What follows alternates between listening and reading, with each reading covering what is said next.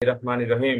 আসসালামু আলাইকুম রহমতুল্লাহ। দুরূদ শরীফ। আল্লাহুম্মা সাল্লি আলা মুহাম্মাদ ওয়া আলা আলি মুহাম্মাদ কামা সাল্লাইতা আলা ইব্রাহিম ওয়া আলা আলি ইব্রাহিম ইন্নাকা হামিদুম মাজিদ।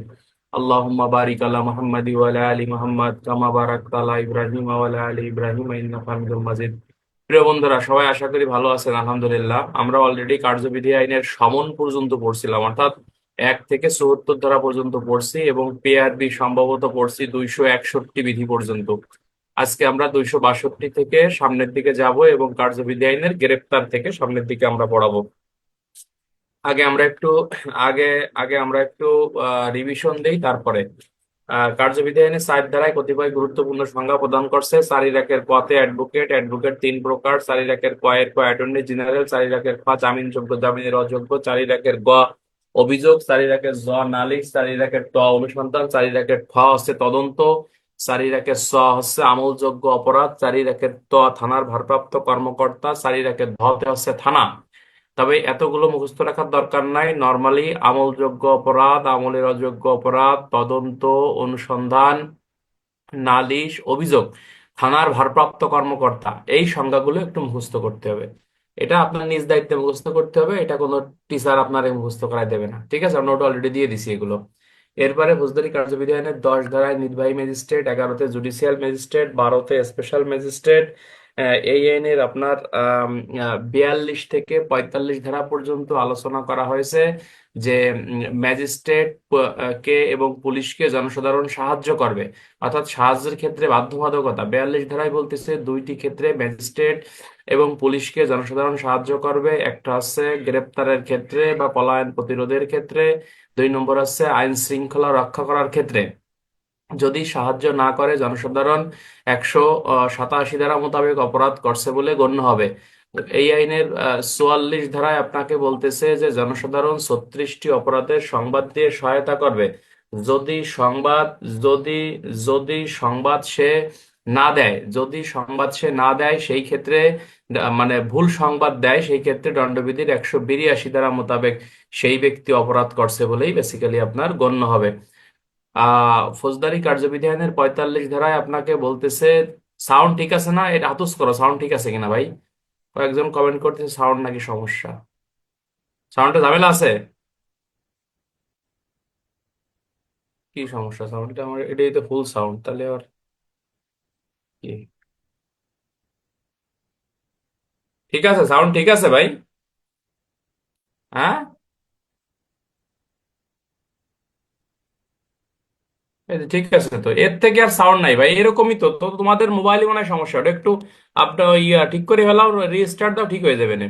আচ্ছা, এরপরে হচ্ছে ফৌজদারি কার্যবিধি আইনের 45 ধারায় বলতেছে বাধ্য ব্যক্তিগণ, অর্থাৎ গ্রামের চেয়ারম্যান, মেম্বার, চৌকিদার, দফাদার, এই সকল বাধ্য ব্যক্তিগণ অপরাধের সংবাদ দিয়ে সহায়তা করবে। যদি এই সংবাদ যদি তারা না দেয়, দণ্ডবিধির 176 ধারা মোতাবেক তারা অপরাধ করছে বলে গণ্য হবে। কার্যবিধি আইনের 46 থেকে 67 এর এই অধ্যায়ের নাম হচ্ছে গ্রেপ্তার, পলায়ন এবং পুনরায় গ্রেপ্তার। 46 ধারায় আপনাকে বলতেছে গ্রেপ্তারের সংজ্ঞা। 47-এ আসামি কোনো গৃহে প্রবেশ করলে অনুমতি চালিয়ে, তল্লাশি চালিয়ে গ্রেপ্তার করতে হবে। 48-এ অনুমতি না দিলে দরজা জানলা ভাঙ্গে ভিতরে প্রবেশ করা যাবে। 49-এ দরজা জানলা ভাঙ্গে আপনি বেরিয়ে আসতে পারবেন। 50-এ অতিরিক্ত বল প্রয়োগ করা যাবে না। 51-তে আটক ব্যক্তির দেহ তল্লাশি। 52-তে মহিলার দেহ তল্লাশি। 53-তে আপত্তিকর অস্ত্র পাওয়া গেলে তখনকার কার্যপদ্ধতি কি হবে? প্রিয় বন্ধুরা, এখানে একটা জিনিস আমাদেরকে একটু জানা দরকার, সেটা হচ্ছে যে গ্রেপ্তার করার পরে যদি আসামিকে পুলিশ টাকা খেয়ে ছাড়িয়ে দেয়, দণ্ডবিধির 213-তে অপরাধী। যে ব্যক্তি টাকা দেবে সে 214-তে অপরাধী। অন্যায়ভাবে আসামিকে গ্রেপ্তার করে আদালতে পাঠাই দিলে 220-এ অপরাধী। গ্রেপ্তারযোগ্য ব্যক্তিকে গ্রেপ্তার না করলে 221-এ অপরাধী। দণ্ডপ্রাপ্ত পরোয়ানাভুক্ত আসামিকে গ্রেপ্তার না করলে 222-এ অপরাধী। গ্রেপ্তার করার পর আসামি যদি পালিয়ে যায়, আপনার দায়িত্ব কর্তব্যে অবহেলা পরিলক্ষিত হয়, 223-এ আপনি অপরাধী। গ্রেপ্তার করার সময় আসামি পালিয়ে গেলে বা পলায়নের চেষ্টা করলে দণ্ডবিধি আইনের 224-এ অপরাধী। দণ্ডবিধি আইনের 225 ধারায় বলতেছে, আসামি ব্যতীত আসামির অন্য কোনো আত্মীয় স্বজন, বন্ধু বান্ধব যদি গ্রেপ্তারে কি করে, বাধা দেয় বা পলাতে সহায়তা করে, সেই ক্ষেত্রে দণ্ডবিধি আইনের 225 ধারা মোতাবেক সে অপরাধ করছে বলে গণ্য হবে। হ্যালো, আলাইকুম স্যার। ভাই আমি ক্লাসে আছি, পরে কথা বলেন, কি সমস্যা? আ- আমি তো সকালে যে করলাম না, আমার এই ক্লাসে অ্যাড করে দেন। ও, লিঙ্ক দিইনি তোমাকে, লিঙ্ক দিচ্ছি, লিঙ্কে লিঙ্কে যোগদান করো, প্লে স্টোর হ্যাঁ থেকে, স্যার, ঠিক আছে? জি স্যার।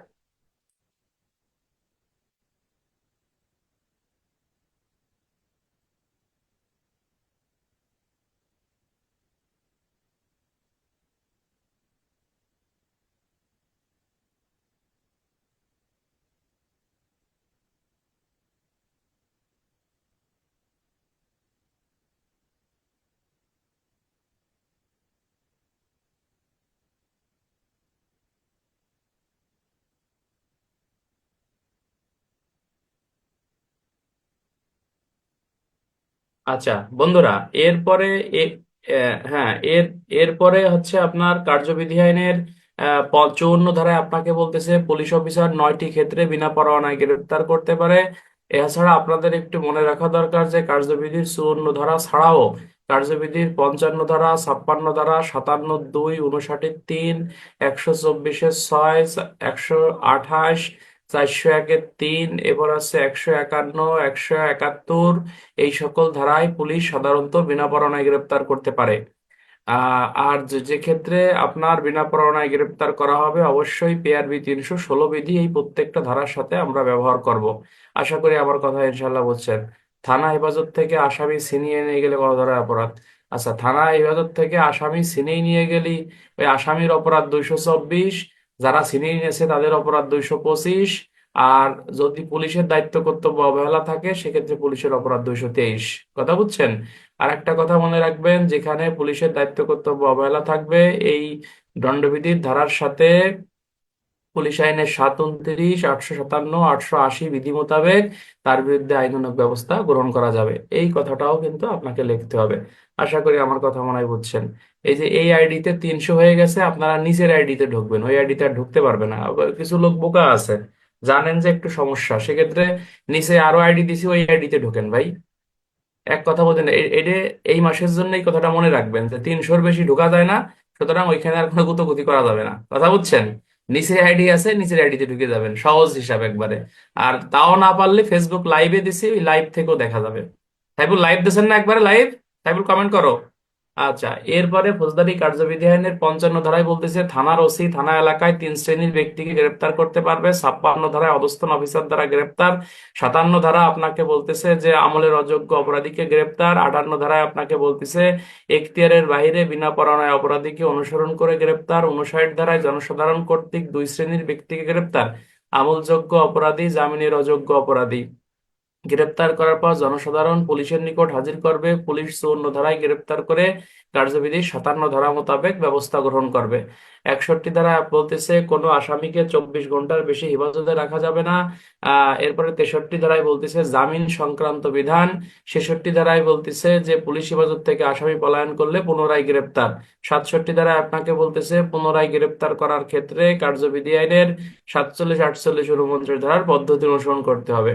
গত ক্লাসে আমরা ফৌজদারি কার্যবিধি আইনের 6ষ্ঠ অধ্যায় আমরা পড়ছিলাম, সেখানে বিভিন্ন পরোয়ানা সংশ্লিষ্ট বিষয় পড়ছিলাম, অর্থাৎ 74 থেকে আপনার এই 88, 89, 90 পর্যন্ত, বেসিক্যালি 93 ক পর্যন্ত এগুলো আলোচনা, গ পর্যন্ত আলোচনা করছে বিভিন্ন পরোয়ানা, হ্যাঁ, আদালতের নির্দেশ। 68 থেকে 74 ধারা পর্যন্ত বেসিক্যালি সমন সংশ্লিষ্ট বিষয়, সমন। এখান থেকে কিন্তু অনেক প্রশ্ন আসে, যেমন সমন কার্যবিধি আইনের 68, 69-এ ব্যক্তিগতভাবে সমন জারি, 69-এর 2 একাধিক ব্যক্তির উপর সমন জারি, 69-এর 3 কোম্পানির উপর সমন জারি। তারপরে 70 ধারা আছে বাড়ির সাবালক পুরুষের নিকট সমনের কপি পৌঁছে দিয়ে সমন জারি। 71 ধারায় বলতেছে সাক্ষী, মানে সাবালক পুরুষ টুরুষ কাউকে না পাওয়া গেলে সাক্ষীদের উপস্থিতিতে লটকিয়ে সমন জারি। 72 ধারায় সরকারি কর্মচারীর উপর সমন জারি। 73-এ এখতিয়ারের বাইরে ম্যাজিস্ট্রেটের নিকট প্রেরণ করে সমন জারি। 74-এ আপনাকে বলতেছে সমন জারির চূড়ান্ত প্রমাণ। এই সমন থেকে কিছু দণ্ডবিধির ধারাও আছে যা আপনাদেরকে আগে আমি পড়াইছি, সেটা হচ্ছে সমনে আত্মগোপন করলে ওই ব্যক্তি দণ্ডবিধির 172 ধারায় অপরাধী। সমনের কপি সাক্ষীদের উপস্থিতিতে লটকে দিয়ে আসলে ওই লটকানো কপি উঠোই ফেললে, ছিঁড়ে ফেললে বা নষ্ট করে ফেললে দণ্ডবিধির 173-এ অপরাধী। সমন যে ব্যক্তি অমান্য করবে সেই ব্যক্তি দণ্ডবিধির 174 ধারা মোতাবেক অপরাধী। অর্থাৎ হাজির হওয়ার হওয়ার কথা বলে সে যদি হাজির না হয়, অর্থাৎ আসি আসি বলে বন্ধু কেন আসলা না, নাকি? অর্থাৎ সে যদি হাজির না হয় দণ্ডবিধির 174 ধারায় অপরাধী। শুধুমাত্র দণ্ডবিধির 174 ধারায় অপরাধী হবে না, যে ব্যক্তি সমন অমান্য করবে সেই ব্যক্তি কার্যবিধি আইনের 485 ক ধারা মোতাবেক সংক্ষিপ্ত বিচারের পদ্ধতি অনুসরণ করে 250 টাকা জরিমানার বিধানও কিন্তু রাখা হয়েছে। এই হলো আমাদের পড়াশোনা ছিল গত ক্লাস পর্যন্ত। আজকে আমরা গ্রেপ্তারি পরোয়ানার বিষয়গুলো আমরা পড়বো। আমরা পুলিশের চাকরি করি, গ্রেপ্তারি পরোয়ানার খুঁটিনাটি আমাদেরকে জানতে হবে। ফৌজদারি কার্যবিধি আইনের 75 থেকে 86 ধারা পর্যন্ত গ্রেপ্তারি পরোয়ানা সংশ্লিষ্ট বিষয়গুলো আলোচনা করছে। কত থেকে এমসিকিউ হতে পারে যে গ্রেপ্তারি পরোয়ানা কার্যবিধির কত থেকে কত পর্যন্ত আলোচনা করছে? 75 থেকে 86 ধারা পর্যন্ত আপনার গ্রেপ্তারি পরোয়ানার এই বিষয়গুলো হচ্ছে আপনাকে আলোচনা করছে। এখন কথা হচ্ছে গ্রেপ্তারি পরোয়ানা কি? গ্রেপ্তারি পরোয়ানার ইংরেজি হচ্ছে অ্যারেস্ট, মানে arrest of warrant. Arrest of warrant অর্থাৎ পরোয়ানা অনুসারে গ্রেপ্তার। আপনারা জানেন যে আমরা সাধারণত এই যে একটা প্রশ্ন পরীক্ষায় আসে যে পরোয়ানা কাকে বলে, পরোয়ানা। তো নর্মালি একটা জিনিস মনে রাখবেন যে পরোয়ানা বলতে শুধুমাত্র গ্রেপ্তারি পরোয়ানাকেই বোঝায় না। মনে থাকবে, যদি পরোয়ানার সংজ্ঞা নর্মালি পরীক্ষায় আপনার আসে, আপনি কি লিখবেন? আপনি লিখবেন কোনো ব্যক্তিকে আদালতে হাজির হওয়ার জন্য বা আদালতের কার্যক্রম পরিচালনা করার জন্য আদালতের যে লিখিত আদেশ বিভিন্ন সময় বিভিন্ন ক্ষেত্রে বিভিন্ন ব্যক্তির উপর নির্দেশিত হয়, তাকেই বেসিক্যালি পরোয়ানা বলা হয়। দ্বারা কি দেবেন? ধারা দেবেন ফৌজদারি কার্যবিধি আইনের এই 68 থেকে আপনি ওই কত 88 ধারা পর্যন্ত আপনি মনে করেন দিয়ে দেবেন। আর আপনি নর্মালি লিখবেন যে পরোয়ানার প্রকারভেদ যদি পরীক্ষা আসে, লিখবেন যে পরোয়ানার নির্দিষ্ট কোনো প্রকারভেদ নাই, তবে ক্ষেত্র বিশেষ বিভিন্ন পরোয়ানা বিজ্ঞ আদালত ইস্যু করে থাকে। যেমন হচ্ছে আপনার মামলা অনুসারে পরোয়ানা দুই প্রকার: শেয়ার মামলার পরোয়ানা, জেয়ার মামলার পরোয়ানা। তারপর হচ্ছে আপনার গ্রেপ্তারি পরোয়ানা, তারপরে তল্লাশি পরোয়ানা, তারপরে কোরকি পরোয়ানা, তারপর হচ্ছে আপনার ভ্রমণ পরোয়ানা, রেল পরোয়ানা, জেল পরোয়ানা। নাম শুনছেন না এগুলো? যারা পুরাতন তারা হয়তো নাম শুনছে, কিন্তু নতুনরা হয়তো নাম শুনে নাই। তাহলে আমরা কি লিখবো? যে পরোয়ানার বিভিন্ন প্রকার ভেদ আছে। ওই 9 প্রকার 10 প্রকার লেখার দরকার নাই, পরে পরীক্ষার হলে মন থাকবে না রে, 10টা লিখতে পারবেন না রে, তখন সমস্যা। লিখবেন বিভিন্ন প্রকারের পরোয়ানা আছে: রেল পরোয়ানা, জেল পরোয়ানা, কোরকি পরোয়ানা, তল্লাশি পরোয়ানা, ভ্রমণ পরোয়ানা। হ্যাঁ, তারপরে হচ্ছে আপনার শেয়ার মামলার পরোয়ানা, জেয়ার মামলার পরোয়ানা। তারপরে মামলা জামিনযোগ্য পরোয়ানা, জামিনের অযোগ্য পরোয়ানা। হ্যাঁ, এইভাবে পয়েন্ট পয়েন্ট আকারে লিখে থুয়ে দেবেন, কোনো সমস্যা নেই। যদিও এই টাইপের প্রশ্ন অনেক আগে পরীক্ষায় আসছে, এখন আর আসে না। তো যাই হোক, এত বেশি পেছাবো না। নর্মালি পরোয়ানা শব্দের অর্থ হচ্ছে আদালতের নির্দেশ। এই নির্দেশটা কি হয়? এমসিকিউ লিখিত হয়। তাহলে আমরা যদি একটু খেয়াল করে দেখি যে গ্রেপ্তারি পরোয়ানা কাকে বলে। গ্রেপ্তারি পরোয়ানার সংজ্ঞা ফৌজদারি কার্যবিধি আইনের 75 ধারায় আপনাকে উল্লেখ করছে। 75 ধারায় বলতেছে যে আদালতে একটা জিনিস মনে রাখবেন যে সমন মামলার বাদী, সাক্ষী, ফরিয়াদি সবার প্রতি কিন্তু ইস্যু হয়, ঠিক আছে কিনা? আর গ্রেপ্তারি পরোয়ানা শুধুমাত্র আসামির প্রতি ইস্যু হয়। এমসিকিউ: গ্রেপ্তারি পরোয়ানা কার প্রতি ইস্যু হয়? আসামির প্রতি ইস্যু হয়। তাহলে আমরা কিভাবে সংজ্ঞাটা লিখতে পারি?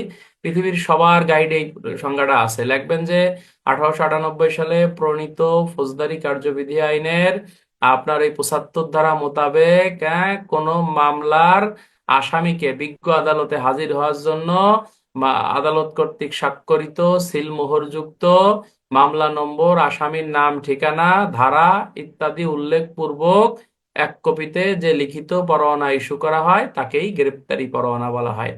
এইখান থেকে তাহলে কি এমসিকিউ হতে পারে? গ্রেপ্তারি পরোয়ানা কার্যবিধির কত ধারা? 75 ধারা। গ্রেপ্তারি পরোয়ানা কে ইস্যু করে? আদালত ইস্যু করে। কয় কপিতে ইস্যু করে? এক কপিতে ইস্যু করে। গ্রেপ্তারি পরোয়ানায় কার নাম ঠিকানা থাকে? আসামির নাম ঠিকানা থাকে। গ্রেপ্তারি পরোয়ানায় কার স্বাক্ষর থাকে? আদালতের স্বাক্ষর থাকে। গ্রেপ্তারি পরোয়ানায় কি উল্লেখ থাকে? মামলার ধারা উল্লেখ থাকে। গ্রেপ্তারি পরোয়ানায় কি উল্লেখ থাকে? আসামির নাম ঠিকানা উল্লেখ থাকে, থানার নাম্বার উল্লেখ থাকে। ঠিক আছে কিনা? এরপরে আপনার প্রশ্ন আসতে পারে যে গ্রেপ্তারি পরোয়ানার বৈশিষ্ট্য কি। তাহলে একটা জিনিস মনে রাখবেন যে গ্রেপ্তারি পরোয়ানার বৈশিষ্ট্য হচ্ছে গ্রেপ্তারি পরোয়ানা যে উপাদানগুলো আছে অর্থাৎ সংজ্ঞার মধ্যে যে বিষয়গুলো আছে ওইগুলোই গ্রেপ্তারি পরোয়ানার বৈশিষ্ট্য। এক নম্বর হচ্ছে গ্রেপ্তারি পরোয়ানা এক কপিতে হবে। গ্রেপ্তারি পরোয়ানার আদালতে সিল স্বাক্ষর থাকবে। গ্রেপ্তারি পরোয়ানায় আসামির নাম ঠিকানা উল্লেখ থাকবে। গ্রেপ্তারি পরোয়ানায় মামলা নম্বর উল্লেখ থাকবে। গ্রেপ্তারি পরোয়ানায় হচ্ছে আপনার যে থানায় প্রেরণ করা হবে ওই থানার নাম আপনার অফিসার ইনচার্জের বরাবর আপনার প্রেরণ করতে হবে। এইগুলো হচ্ছে গ্রেপ্তারি পরোয়ানার বৈশিষ্ট্য। যদি রিটেনে প্রশ্ন আসে গ্রেপ্তারি পরোয়ানার বৈশিষ্ট্য লেখো, উপাদান লেখো, অনুষঙ্গ লেখো, এই একই কথা। কথা বুঝতে পারতেছেন? একটা জিনিস আমরা মনে রাখবো যে গ্রেপ্তারি পরোয়ানার কিন্তু নির্দিষ্ট কোনো মেয়াদ নাই যে এই মেয়াদ শেষে গ্রেপ্তারি পরোয়ানার কার্যকারিতা শেষ হয়ে যায়। কথা কি বুঝতে পারতেছেন? গ্রেপ্তারি পরোয়ানার মেয়াদ হচ্ছে আনলিমিটেড। কথা ক্লিয়ার? গ্রেপ্তারি পরোয়ানার মেয়াদ হচ্ছে আনলিমিটেড। আবার তল্লাশি পরোয়ানারও কিন্তু নির্দিষ্ট কোনো মেয়াদ নাই যে তল্লাশি পরোয়ানা আদালত ইস্যু করছে অমুকের বাড়ি তল্লাশি করার জন্য কখন করতে হবে। এই ক্ষেত্রেও কিন্তু বেসিক্যালি তল্লাশি পরোয়ানারও নির্দিষ্ট কোনো মেয়াদ নাই। এই কথা লেখা আছে কার্যবিধি আইনের 101 ধারায়, দেখবেন লেখা আছে। ঠিক আছে কিনা? যতদিন পর্যন্ত আসামি গ্রেপ্তার না হবে, একটা তথ্য মনে রাখবেন, যতদিন পর্যন্ত আসামি গ্রেপ্তার না হবে অথবা আদালত উক্ত পরোয়ানা বাতিল না করবে বা আদালত ফেরত না চাবে, সেই ক্ষেত্রে ততদিন পর্যন্ত এই পরোয়ানা আদালতে আপনার থানায় আপনার সংরক্ষণ করতে হবে। একটা জিনিস, আর একটা জিনিস তথ্য মনে রাখবেন যে গ্রেপ্তারি পরোয়ানা তামিলে ব্যর্থতার ক্ষেত্রে পুলিশের দায় দায়িত্ব নিরূপণ করো। এই ক্ষেত্রে আপনার এই আমার কথা শুনতেছেন না? আমি একাই বুঝতেছি। এই ক্ষেত্রে আপনার অ্যান্সার হচ্ছে পিআরবি 323 বিধি অনুসরণ করে আপনাকে লিখতে হবে। ক্লিয়ার? 323 বিধিতে আপনাকে বলতেছে যে গ্রেপ্তারি পরোয়ানার তামিলের ব্যর্থতার ক্ষেত্রে পুলিশের দায় দায়িত্ব কি। নাকে তেল দিয়ে ঘুমাবে, পকেটে করে করবে নাকি না? গ্রেপ্তারি পরোয়ানা তামিলে আপনি যখন ব্যর্থ হবেন তার কারণ দর্শাতে হবে, অর্থাৎ কেন আপনি তামিল করতে পারেননি তার সঠিক কারণ লিপিবদ্ধ করতে হবে। চেয়ারম্যানের প্রত্যয়ন নিতে হবে, মেম্বারের প্রত্যয়ন নিতে হবে, আপনি কি কি মাধ্যমে উক্ত পরোয়ানা তামিলের চেষ্টা করছিলেন। তারপর আছে আসামির স্থাবর অস্থাবর সম্পত্তির একটা তালিকা তৈরি করে আপনাকে আদালতে প্রেরণ করতে হবে। হ্যাঁ, সেই ক্ষেত্রে হচ্ছে আপনাকে এই কার্যক্রমগুলো আপনার দায় দায়িত্ব। অর্থাৎ পিআরবি 323 হচ্ছে NER, অর্থাৎ নন এক্সিকিউশন রিপোর্ট। এটাও কনস্টেবলদের পরীক্ষায় আসে, আপনারা জানেন যে নন এক্সিকিউশন রিপোর্ট কি। নন এক্সিকিউশন রিপোর্ট দাখিলের ক্ষেত্রে পুলিশের দায় দায়িত্ব নিরূপণ করো। অলরেডি একাধিকবার পরীক্ষা এটা আসছে, এটা ইম্পর্টেন্ট, আমরা পড়াবানি, সমস্যা নাই। গত বছর আইছিল, তাই না? আচ্ছা, এটা আসবেই। তো যেটা বলবো আসবে তার মানে ওটা আসবে, এটা আপনাকে গুরুত্ব দিতে হবে। ঠিক আছে কিনা? তাহলে আশা করি আমরা 75 ধারার এই বিষয়টা আমরা বুঝে ফেলেছি এবং এখান থেকে এই টাইপের প্রশ্নই পরীক্ষা আসবে, এছাড়া আর অন্য কোনো প্রশ্ন আসার সম্ভাবনা নেই। একটা প্রশ্ন আসতে পারে যে গ্রেপ্তারি পরোয়ানা বাতিল করতে পারে কে? গ্রেপ্তারি পরোয়ানা বাতিল করতে পারে একমাত্র আদালত। পৃথিবীর অন্য কোনো ব্যক্তির গ্রেপ্তারি পরোয়ানা বাতিলের কোনো ক্ষমতা নেই। আচ্ছা, গ্রেপ্তারি পরোয়ানার এই 75 ধারার সংজ্ঞার সাথে আমরা পিআরবি কি ব্যবহার করব? পিআরবি আমরা 468 315 বিধি আমরা ব্যবহার করব। ঠিক আছে কিনা? 468 কমা পিআরবি 315 বিধি আমরা ব্যবহার করব। আশা করি আমার কথা মনে হয় বুঝে ফেলছেন। বেশি পেঁচাবো না, পেঁচাইলে মানে সমস্যা। কার্যবিধানের 76 ধারায় আমরা চলে যাব, যেখানে বলতেছে আদালত জামানত গ্রহণের নির্দেশ দিতে পারে। মানে বিষয়টা কিরকম, মানে আদালত যখন গ্রেপ্তারি পরোয়ানা ইস্যু করবে তার মানে তাকে আপনি ধরিয়ে নিয়ে আদালতে হাজির করবেন বিষয়টা এরকম না।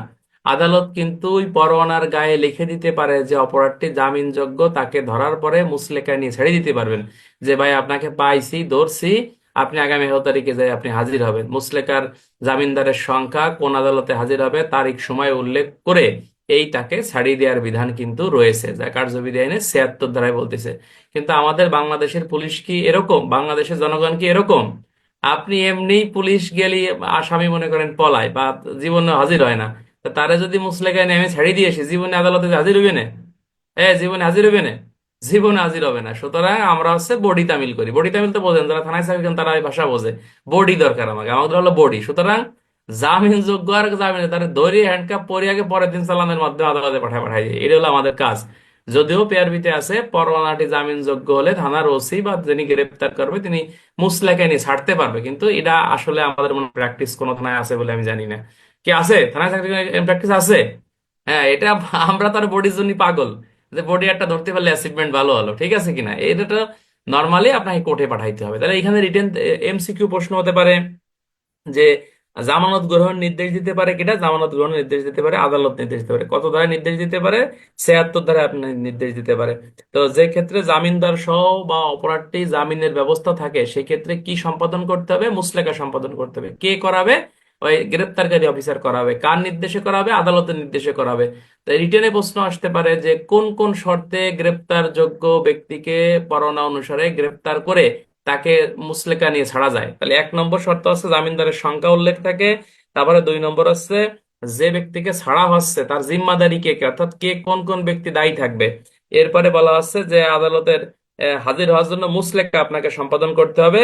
এরপরে আপনাকে বলতেছে মুচলেকা সম্পাদন করার পর পরোয়ানা এবং মুচলেকা উভয় কিন্তু আদালতে আপনাকে প্রেরণ করতে হবে। এই হলো 76 ধারা। এগুলো আসবে না, তারপর একটু মনে রাখবেন, রিটেনে একটা প্রশ্ন আসতে পারে যে কোনো গ্রেপ্তারি পরোয়ানা কাকে বলে। জামিনযোগ্য পরোয়ানায় কোনো আসামিকে গ্রেপ্তার করা হলে তাকে মানে জামিনের বিধান কি বা তাকে ছেড়ে দেওয়ার আইনগত বিধান কি, সেটা এই 76 ধারা থেকে আসতে পারে। ক্লিয়ার ভাই? বেশি পেঁচাবো না, বেশি পেঁচাইলে এগুলো কঠিনের কিছু না। আমরা ডিটেল জানবো যে এখান থেকে কি প্রশ্ন আসবে। কার্যবিধি আইনের 77 ধারায় চলে যাব, যে গ্রেপ্তারি পরোয়ানা সাধারণত কার উপর নির্দেশিত হবে, বা গ্রেপ্তারি পরোয়ানা আপনার কে আপনার এই তামিল করবে, এই কথাটা 77 ধারায় বলতেছে। নর্মালি একটা জিনিস মনে রাখবেন যে সমন সরকারি কর্মচারী জারি করতে পারে, কিন্তু কোনো পাবলিক আমজনতা সমন জারি করতে পারে না। কিন্তু গ্রেপ্তারি পরোয়ানা সরকারি কর্মচারী, দ্যাট মিন্স পুলিশ যেমন জারি করতে পারে, পাবলিকও কিন্তু গ্রেপ্তারি পরোয়ানা জারি করতে পারে। আবার হুলিয়া, হুলিয়াও কিন্তু শুধুমাত্র সরকারি কর্মচারী, পুলিশ তামিল করবে বা জারি করবে, কোনো পাবলিক কিন্তু পারবে না। আবার কোরকি পরোয়ানা, কোরকি পরোয়ানাও কিন্তু তামিল করতে পারবে শুধুমাত্র পুলিশ অফিসার, এবং ক্ষেত্র বিশেষ ম্যাজিস্ট্রেট তামিল করতে পারবে, কিন্তু কোনো জনসাধারণ তামিল করতে পারবে না। জনসাধারণ উক্ত মালামালের জিম্মাদারি হতে পারবে। এই তথ্যটা মনে রাখবেন, কার্যবিধির 68 আমরা সামনে পড়তেছি আজকে, বলবানি। 77 ধারায় বলতেছে যে গ্রেপ্তারি পরোয়ানা কার কাছে পাঠাইতে হবে। গ্রেপ্তারি পরোয়ানা পাঠানোর তো নিয়ম আছে। নর্মালি গ্রেপ্তারি পরোয়ানা কি পুলিশের উপর নির্দেশিত হবে, এবং ক্ষেত্র বিশেষ আপনাকে বলা হচ্ছে যে ক্ষেত্রে পুলিশ পাওয়া যাবে না, সেই ক্ষেত্রে আপনার এই গ্রেপ্তারি পরোয়ানা জনসাধারণের উপরও নির্দেশিত করা যায়। নর্মালি গ্রেপ্তারি পরোয়ানা থানায় যে আমরা আমরা তামিল করি, নর্মালি পুলিশের এই ওসি বরাবর আসে, ঠিক আছে কিনা, যে অফিসার ইনচার্জ শ্রীপুর থানা, হ্যাঁ, তামিলকারী অফিসার এইভাবে লেখে। আবার অফিসার ইনচার্জ আবার ওইটা রিসিভ করে আবার আমাদের এএসআই বা এসআই দের নামে হামলা করে দেয় যে আজকের এই পরোয়ানা গুলো এএসআই অমুক তামিল করবে, এসআই অমুক তামিল করবে, জাজ তার নামে এন্ডোর্স করে দেয়। এটা তো জানেন আপনারা, তাই না বন্ধুরা? নাকি জানেন না? নিয়ম হচ্ছে এটা, ঠিক আছে কিনা? তাহলে গ্রেপ্তারি পরোয়ানা কার প্রতি নির্দেশিত হয়? একটা হচ্ছে যে পুলিশ অফিসারের, যেখানে পুলিশ অফিসার পাওয়া যাবে না সেখানে এক বা একাধিক ব্যক্তি অর্থাৎ জনসাধারণের উপরও নির্দেশিত করা যাবে। একটা গুরুত্বপূর্ণ কথা বলতেছে যে মেট্রোপলিটন এলাকায়, বলতেছে যে মেট্রোপলিটন এলাকায় শুধুমাত্র, বলতেছে যে মেট্রোপলিটন এলাকায় শুধুমাত্র কি বলতেছে যে পুলিশের উপর নির্দেশিত করতে হবে, কোনো পাবলিকের উপর দেওয়া যাবে না, ঠিক আছে কিনা? পাবলিকের উপর আপনার এই এই গ্রেপ্তারি পরোয়ানা দেয়। তাহলে এমসিকিউ হতে পারে গ্রেপ্তারি পরোয়ানা সাধারণত কার উপর ইস্যু করা হয়? জনসাধারণ, পুলিশের উপর ইস্যু করা হয়। এবং মেট্রোপলিটন এলাকায় শুধুমাত্র কার উপর? শুধুমাত্র পুলিশের উপর। পুলিশ অফিসার ব্যতীত অন্য কে গ্রেপ্তারি পরোয়ানা তামিল করতে পারে? জনসাধারণ তামিল করতে পারে। কখন? ক্ষেত্র বিশেষ আপনার পারে। এই কথাটা আপনাকে বলতেছে 78 ধারায়। শোনেন, এই এইসব দ্বারা থেকে রিটেনে প্রশ্ন এরকম আসবে না। রিটেনে প্রশ্ন আসবে গ্রেপ্তারি পরোয়ানা কাকে বলে, গ্রেপ্তারি পরোয়ানা তামিলের আগে পরে সময় করণীয় কি, অথবা বাংলাদেশের একজন শ্রীপুর থানার অফিসার হিসেবে আপনার অফিসার ইনচার্জ আপনার নামে একটি গ্রেপ্তারি পরোয়ানা ইস্যু করলো বা হাওলা করলো, আপনি উহা কিভাবে তামিল করবেন লেখো। তো সেই ক্ষেত্রে আপনাকে ওই 75 থেকে 86 পর্যন্ত আপনাকে বাংলা আলাপ লিখেই যেতে হবে, ঠিক আছে কিনা? এই টাইপের প্রশ্ন এখান থেকে আসবে, এটা তোমরা জানো। আচ্ছা, এখানে আমাদের একটা জিনিস আমাদের একটু মনে রাখতে হবে যে 78 ধারায় জমির মালিকের প্রতি গ্রেপ্তারি পরোয়ানা কিভাবে প্রেরণ করা যায়। জমির মালিক, রিটার্নে একটা প্রশ্ন এখান থেকে পদোন্নতি পরীক্ষা আসতে পারে যে জমির মালিক কিভাবে গ্রেপ্তারি পরোয়ানা তামিল করবেন। জমির মালিক, এটা কিন্তু খুবই গুরুত্বপূর্ণ একটা কোশ্চেন বন্ধুরা। জমির মালিক কিভাবে গ্রেপ্তারি পরোয়ানা তামিল করবেন? নর্মালি আপনাকে বলতেছে যে কার্যবিধানে 78 ধারা এমসিও দ্বারা, কার্যবিধানে 78 ধারায় আপনার জমির মালিকের কি বলতেছে, আপনার ক্ষমতা দিছে। কিসের ক্ষমতা? গ্রেপ্তারি পরোয়ানা তামিলের ক্ষমতা। বলতেছে প্রথম শ্রেণীর ম্যাজিস্ট্রেট কোন পলাতক আসামি, ঘোষিত অপরাধী অথবা যে ব্যক্তি জামিনের অযোগ্য অপরাধ করছে এবং গ্রেপ্তার হতে পলাতক এবং তাকে গ্রেপ্তার জন্য স্থানীয় কোন জমির মালিক, কৃষক বা জমির ম্যানেজারের উপর পুনরায় নির্দেশিত করতে পারে। তাহলে এখান থেকে এমসিকিউ আসতে পারে যে কার নির্দেশ মোতাবেক জমির মালিক তামিল করতে পারে? প্রথম শ্রেণীর ম্যাজিস্ট্রেটের নির্দেশ মোতাবেক। কোন অপরাধের ক্ষেত্রে? ফেরারি আসামি জামিনের অযোগ্য অপরাধ করছে বা কোনো আসামি পলাতক হয়েছে, এই ব্যক্তিকে ধরার জন্য জনসাধারণকে ম্যাজিস্ট্রেট নির্দেশ দিতে পারে। এমসিকিউ, কোন ম্যাজিস্ট্রেট? প্রথম শ্রেণীর ম্যাজিস্ট্রেট। এরপরে বলতেছে জমির মালিক বা ম্যানেজার লিখিতভাবে উক্ত পরোয়ানার প্রাপ্তি স্বীকার করবে। অর্থাৎ তোমাকে যে একটা পরোয়ানা দিলো, তুমি অবশ্যই এই পরোয়ানাটার প্রাপ্তি স্বীকার লিখিতভাবে করবা। যেমন আমাদের থানাতেও কিন্তু প্র্যাকটিস আছে, যে মনে করো আমার বিটে 10টা ওয়ারেন্ট আমার নামে দিলো, ঠিক আছে কিনা, তাহলে আমাকে রেজিস্টারে স্বাক্ষর করে ওয়ারেন্ট গুলো বুঝে নিতে হয়। তাই না বন্ধুরা? যারা থানায় চাকরি করেন তারা জানেন। ঠিক তেমনি যখন কোনো জনসাধারণের উপর যখন গ্রেপ্তারি পরোয়ানা নির্দেশিত হবে, তখন এই গ্রেপ্তারি পরোয়ানা জনসাধারণ লিখিতভাবে প্রাপ্তি স্বীকার করে নেবে। ঠিক আছে, আদালত থেকে লিখিত প্রাপ্তি। এখন কথা হচ্ছে যে ভাই, এই প্র্যাকটিস কি বাংলাদেশে আছে কিনা? মানে আমার জানা মতে জনসাধারণ গ্রেপ্তারি পরোয়ানা তামিল করবে, এই প্র্যাকটিস বাংলাদেশে এখন নাই। ঠিক আছে কিনা? এটা বইতেই জাস্ট আছে, কিন্তু জনসাধারণ তামিল করতে পারে। আগের কালের দিনে পুলিশের এত ইয়া ছিল না, মানে মানে এত পুলিশ ছিল ছিল না। জনসাধারণ তামিল করে কিভাবে? মনে করো শ্রীপুর থানার তুমি একটা হেড, অর্থাৎ তুমি একটা মোড়ল বা তোমার একটা গণ্যমান্য ব্যক্তি তুমি। তো তো আদালত কোনোভাবে জানতে পারলো যে এই আসামি তোমার এলাকায় আছে বা তোমার এখতিয়ারাধীন এলাকায় আছে, বা ওই এই এলাকায় প্রতিদিন সন্ধ্যার সময় চা খাতি তোমার এলাকায় ঢোকে, বা তোমার এই মহল্লায় এসে আড্ডা দেয়। সেই ক্ষেত্রে আদালত ইচ্ছা করলে ওই এলাকার যিনি গণ্যমান্য জনপ্রতিনিধি বা বিশিষ্ট কোনো পাবলিক আছে, হাইব্রিড টাইপের লোক, তার প্রতি আদালত ইস্যু ইস্যু করে থাকে, এবং ওই ব্যক্তি, ওই জনসাধারণ প্রথম শ্রেণী ম্যাজিস্ট্রেটের নির্দেশ মোতাবেক এই গ্রেপ্তারি পরোয়ানা তামিল করে আপনার কি করবে? 75, মানে পুলিশের নিকট হাজির করবে। ঠিক আছে কিনা? পুলিশ কার্যবিধি আইনে 76 ধারা মোতাবেক আইনগত ব্যবস্থা হচ্ছে আপনার গ্রহণ করবে, যদি সে আসামিকে জানিয়ে দেয়। আচ্ছা, এই জন্যই তো শোনেন, আমি তো বললাম যে এই যে জনসাধারণ গ্রেপ্তারি পরোয়ানা তামিল করবে, এটা জাস্ট বইতেই আছে, কিন্তু বাস্তবে এরকম কোনো এখন আর ওইগুলো চলে না। কথা বুঝছেন? তাহলে এখান থেকে রিটেনে কিন্তু একটা প্রশ্ন আসতে পারে যে গ্রেপ্তারি পরোয়ানা কাকে বলে। জনসাধারণ কর্তৃক গ্রেপ্তারি পরোয়ানা তামিলের পদ্ধতি লেখো। কথা কি বুঝছেন? তাহলে জনসাধারণ গ্রেপ্তারি পরোয়ানা তামিল করবে কিভাবে? এক নম্বর হচ্ছে যে জনসাধারণের উপর আদালত থেকে লিখিত পরোয়ানা ইস্যু হবে, এবং উক্ত পরোয়ানা প্রথম শ্রেণীর ম্যাজিস্ট্রেট কর্তৃক নির্দেশিত হবে। এরপরে বলতেছে যে উক্ত পরোয়ানাটি জনসাধারণ লিখিতভাবে গ্রহণ করবে। এরপরে উক্ত জনসাধারণ উক্ত পরোয়ানার আদিষ্ট ব্যক্তি আপনার তার এখতিয়ার সীমার মধ্যে বা তার এরিয়ার মধ্যে যখন প্রবেশ করবে, তখন পরোয়ানা অনুসারে ওই ব্যক্তি ওই গ্রেপ্তার মানে আসামিকে পরোয়ানা অনুসারে গ্রেপ্তার করে ফেলবে। গ্রেপ্তার করার পর ওই ব্যক্তিকে পুলিশ কি, জনসাধারণ কি করবে? নিকটতম পুলিশের নিকট হচ্ছে আপনার হাজির করবে। ক্লিয়ার কিনা? পুলিশ ওই ব্যক্তিকে হেফাজতে নিয়ে কার্যবিধির 76 ধারা মোতাবেক আইনগত ব্যবস্থা গ্রহণ করবে। দ্যাট মিনস, যদি জামিনের ব্যবস্থা থাকে তাকে জামিনে ছেড়ে দেবে, জামিনের ব্যবস্থা না থাকলে তাকে হচ্ছে আদালতে আপনার আবার প্রেরণ করে ফেলবে। এই কথা হচ্ছে বলা হচ্ছে 78 ধারা। তাহলে 78 ধারা কিন্তু কিন্তু গুরুত্বপূর্ণ আছে। অর্থাৎ জনসাধারণ কর্তৃক গ্রেপ্তারি পরোয়ানা তামিলের পদ্ধতি কি? এমসিকিউ হতে পারে। জনসাধারণ কর্তৃক গ্রেপ্তারি পদ্ধতি কয় ধারা? 78 ধারা। কে কর্তৃক? জনসাধারণ কর্তৃক। ও ধারায়? 78 ধারায়। কার নির্দেশ মোতাবেক? ম্যাজিস্ট্রেট নির্দেশ মোতাবেক। কোন ম্যাজিস্ট্রেট? প্রথম শ্রেণীর ম্যাজিস্ট্রেট। কার উপর নির্দেশিত হবে? জনসাধারণ উপর নির্দেশিত হবে। জনসাধারণ গ্রেপ্তারি পরোয়ানা তামিল করার পর কার নিকট হাজির করবে? পুলিশের নিকট হাজির করবে। পুলিশ কোন ধারায় ব্যবস্থা গ্রহণ করবে? গ্রহণ করবে হচ্ছে 76 ধারায়। ক্লিয়ার ভাই? একে আমি একা বুঝলাম নাকি আপনি আপনারাও বুঝতেছেন কোনটা? লা হাওলা ওয়ালা কুওয়াতা ইল্লা বিল্লাহিল আলিয়্যিল আযীম। কোনো কাজে অহংকার করা যাবে নয়, একারে না। অহংকার কি জিনিস জানেন? অহংকার হচ্ছে, আল্লাহ রাসূলুল্লাহ সাল্লাল্লাহু আলাইহি ওয়াসাল্লাম বলছে যে ঘুটঘুটে কালো অন্ধকারের মাঝে কালো পাথরের উপর কালো একটি পিঁপড়া হেঁটে গেলে যেমন দেখা যায় না, ঠিক অহংকার হচ্ছে এমন একটি জিনিস যে তোমার মাঝে যে কোনো সময় এই অহংকার ঢুকে যেতে পারে, যে আমি তো খুব ভালো, হ্যাঁ, আমার তো অনেক কিছু আছে। এই অহংকার করা যাবে না। ঠিক আছে কিনা?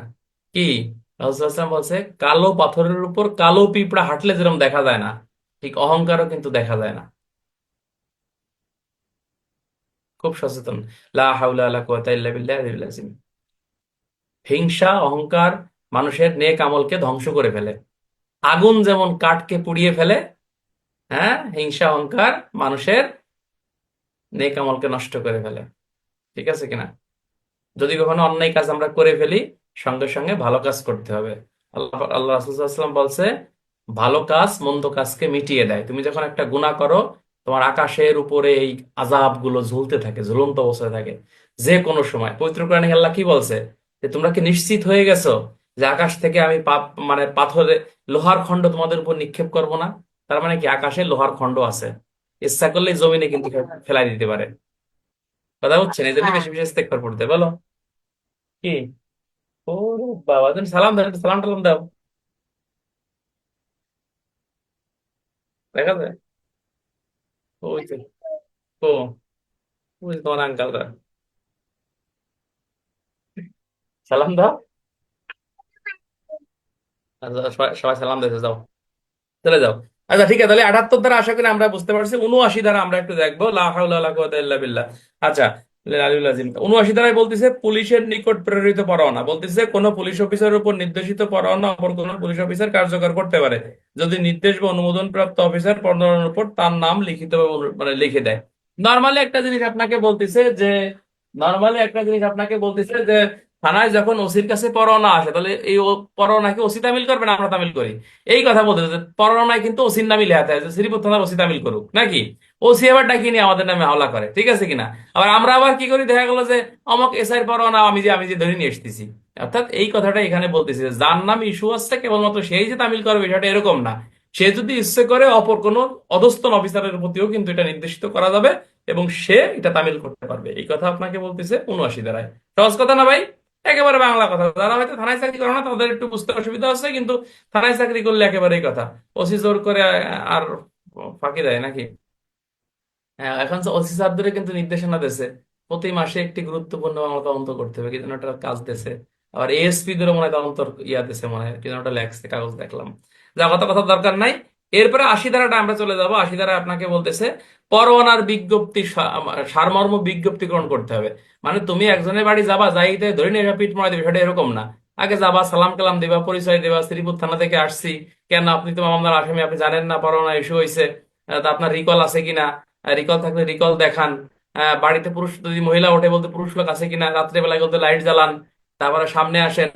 আপনার ঘরে পুরুষ লোক না থাকলে পাশের বাড়িতে কে তারা ডাকিয়ে নিয়ে আসেন, আমরা শ্রীপুর থানা থেকে আসছি।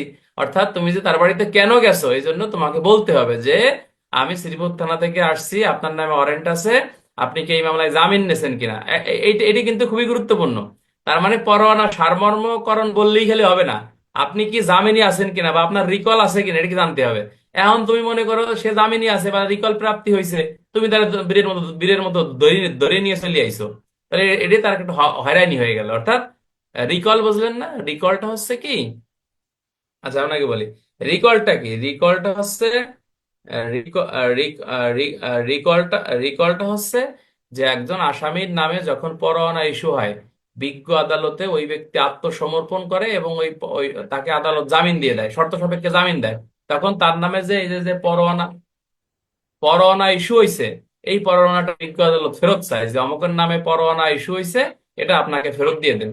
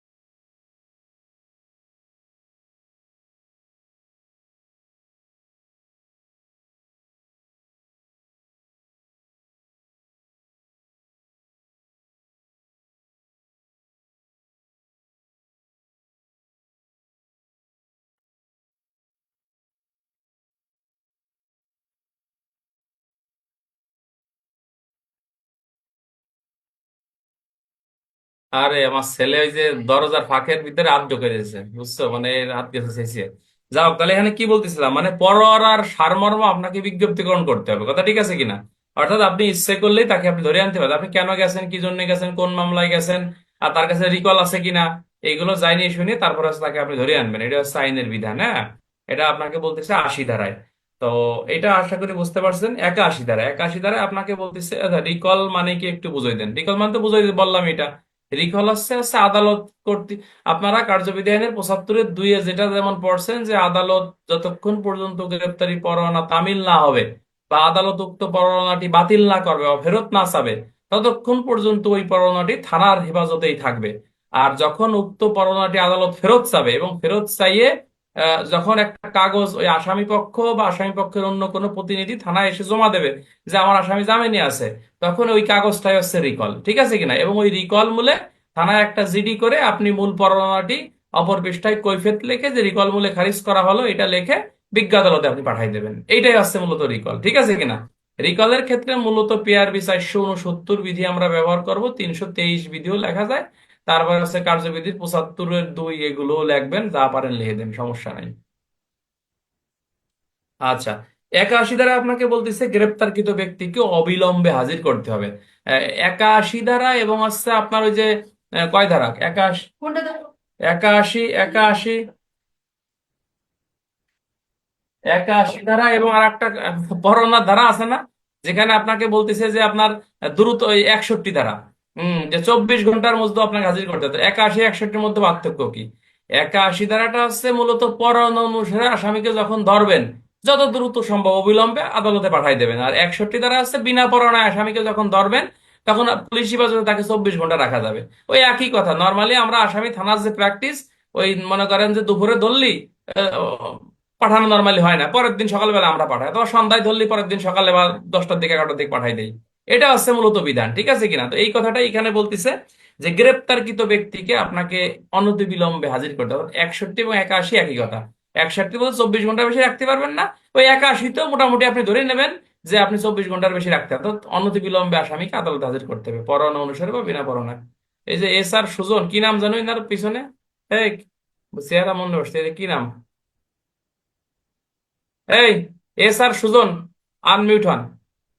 সালাম আলাইকুম স্যার। আপনি কইেন না, ও বলবে, আলামিন বলবে। এই ভালো আছেন ভাই?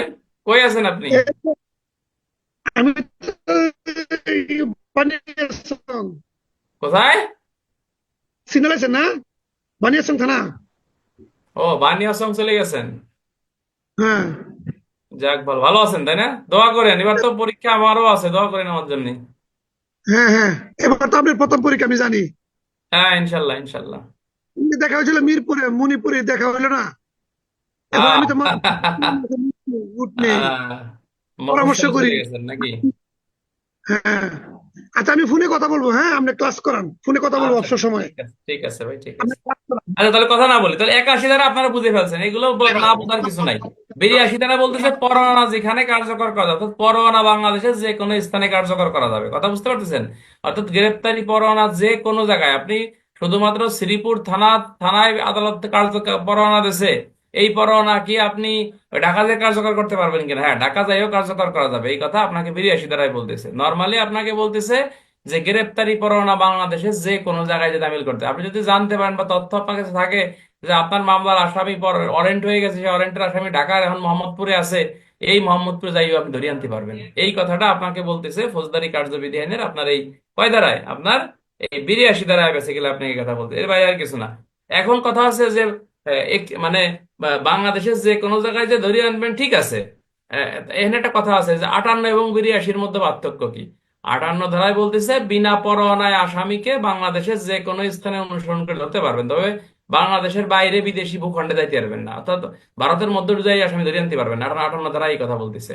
আর 82 ধারায় বলতেছে ওই একই কথা, অর্থাৎ ওটা হলো পরোয়ানা, পরোয়ানা অনুসারে আপনার আসামি বাংলাদেশের পৃথিবী না মানে বাংলাদেশের যেখানেই থাকুক না কেন, ওই আসামিরে আপনি 82 ধারায় যেখান থেকে আপনি ধরে আনতে পারবেন, এই কথা আপনাকে 82 ধারায় বলতেছে। আর আপনার আসামি যদি বিদেশে থাকে, সেই ক্ষেত্রে আপনি সিআরপিসির 93 খ অনুযায়ী ব্যবস্থা গ্রহণ করেন। কত? 93 খ। এবং বিদেশের কোনো আসামি যদি বাংলাদেশে থাকে, ওই আসামি আহ, নাকি ভুল করছে, আস্তাগফিরুল্লাহ, 93 খতে হচ্ছে, হ্যাঁ ঠিক আছে। আর 93 গতে আপনাকে বলতেছে বিদেশ থেকে কোনো পরোয়ানা যখন বাংলাদেশে আসবে, তখন এই 93 গ অনুযায়ী ব্যবস্থা হবে এবং কার্যবিধি আইনের ওই যে 85 এবং 86 ধারার পদ্ধতি অনুসরণ করতে হবে। কথা কি বুঝছেন? এটা আমরা সামনে পড়াচ্ছি, আস্তে আস্তে দেখতেছি। ছোট বাচ্চা কাচ্চা যাকে বাসায় থাকে মানে কাউ কাউ কাউ কাউ মানে লাগতেই থাকে বুঝছেন। আমার ছেলে এক্সের মানে একটা মানে ফাজিল মানে অল টাইম চলতে থাকে। শোনেন, তাহলে এই 82 ধারা আমার কথা মানে বলছেন, 83 ধারাটা একটু ভালো করে আপনারা দেখবেন যে এখতিয়ারের বাইরে কার্যকর করার জন্য পরোয়ানা প্রেরণ। তোমরা যদি একটু খেয়াল করে দেখো যে সিআরপিসির কয় ধারা, 73 ধারা। 73 ধারায় বলতেছে যে এখতিয়ারের বাইরে সমন কিভাবে কার কাছে পাঠাতে হয়, তাই না? মনে করো তুমি শ্রীপুর থানার মামলার একজন আসামি বা সাক্ষী, তুমি এখন আসো হলো ঢাকায় আসো, তাহলে আদালতে জানতে পারে সে ঢাকায় আছে, তাহলে ঢাকার যে ম্যাজিস্ট্রেট আছে তার কাছে এটা পাঠাই দেবে। এটা হলো সমনের ক্ষেত্রে, অর্থাৎ 73 ধারায় আপনাকে এই কথা কইছে, ঠিক আছে কিনা? মনে করো শ্রীপুর থানার একজন লোক আছে, এখন মনে করো যে কুড়িগ্রামে আছে, তাহলে কুড়িগ্রাম জেলা ম্যাজিস্ট্রেটের কাছে সমনে গিয়ে পাঠাইতে হবে, এটা হলো 73 ধারায় কইছে। এখন বলতিছে যে এই গ্রেপ্তারি পরোয়ানা ঠিক আছে, তুমি এই যে এখতিয়ারের বাইরে তামিল করতে গেলে কার কাছে পাঠাইতে হবে? মনে করেন মামলা হয়েছে শ্রীপুর থানায়, মামলা হয়েছে, ঠিক আছে কিনা? এখন আসামি আছে, মনে করেন যে যশোর জেলায় আসামিটা আছে, তাহলে এই গ্রেপ্তারি পরোয়ানা কার কাছে পাঠাতে হবে, ঠিক আছে কিনা? এটা কি সরাসরি ওই ওই ওই থানার কাছে পাঠানো যাবে নাকি যশোরের আদালত হয়ে পাঠাতে হবে? এই কথাটা আপনাকে বলতেছে 83 ধারায়, একটু ভালো করে দেখি আমরা। বলতেছে যখন কোনো পরোয়ানা প্রদানকারী আদালতের এখতিয়ার সীমার বাইরে পরোয়ানা কার্যকর করার জন্য প্রয়োজন হয়, সেক্ষেত্রে কোনো পুলিশ অফিসারের উপর নির্দেশিত না করিয়া যে নির্বাহী ম্যাজিস্ট্রেট অথবা যে পুলিশ সুপার অথবা পুলিশ কমিশনার মেট্রো এলাকায় হলে কার্যকর করতে হবে, ডাকযোগে উহা প্রেরণ করতে হবে। সহজ বাংলা আলাপ, মনে করো তোমার মামলার আসামি শ্রীপুরে মামলা হয়েছে, এই আসামি আছে হলো এখন যশোর জেলার মনে করো সদর কোতোয়ালি থানায় আছে। দেন এদিক এই এই ওয়ারেন্টটা কি সরাসরি তুমি এখন এই যশোর জেলার কোতোয়ালির ওসি বাবা পাঠাতে হবে? না, পাঠালে হবে না। এইখানে বলতেছে এটা হচ্ছে সরাসরি হচ্ছে এসপি যশোর বরাবর পাঠাইতে হবে। এসপি এসপি অফিস আবার কি করবে, এটাকে সিন করে যশোর কোতোয়ালি থানায় পাঠাই দেবে। কথা কি বুঝতে পারতেছেন? অনেকে বলে স্যার আমার এইসব জেলা নাই, আমি আছি এই জায়গা, তাহলে এই জেলার নাম বললে সুবিধা হয় নাকি?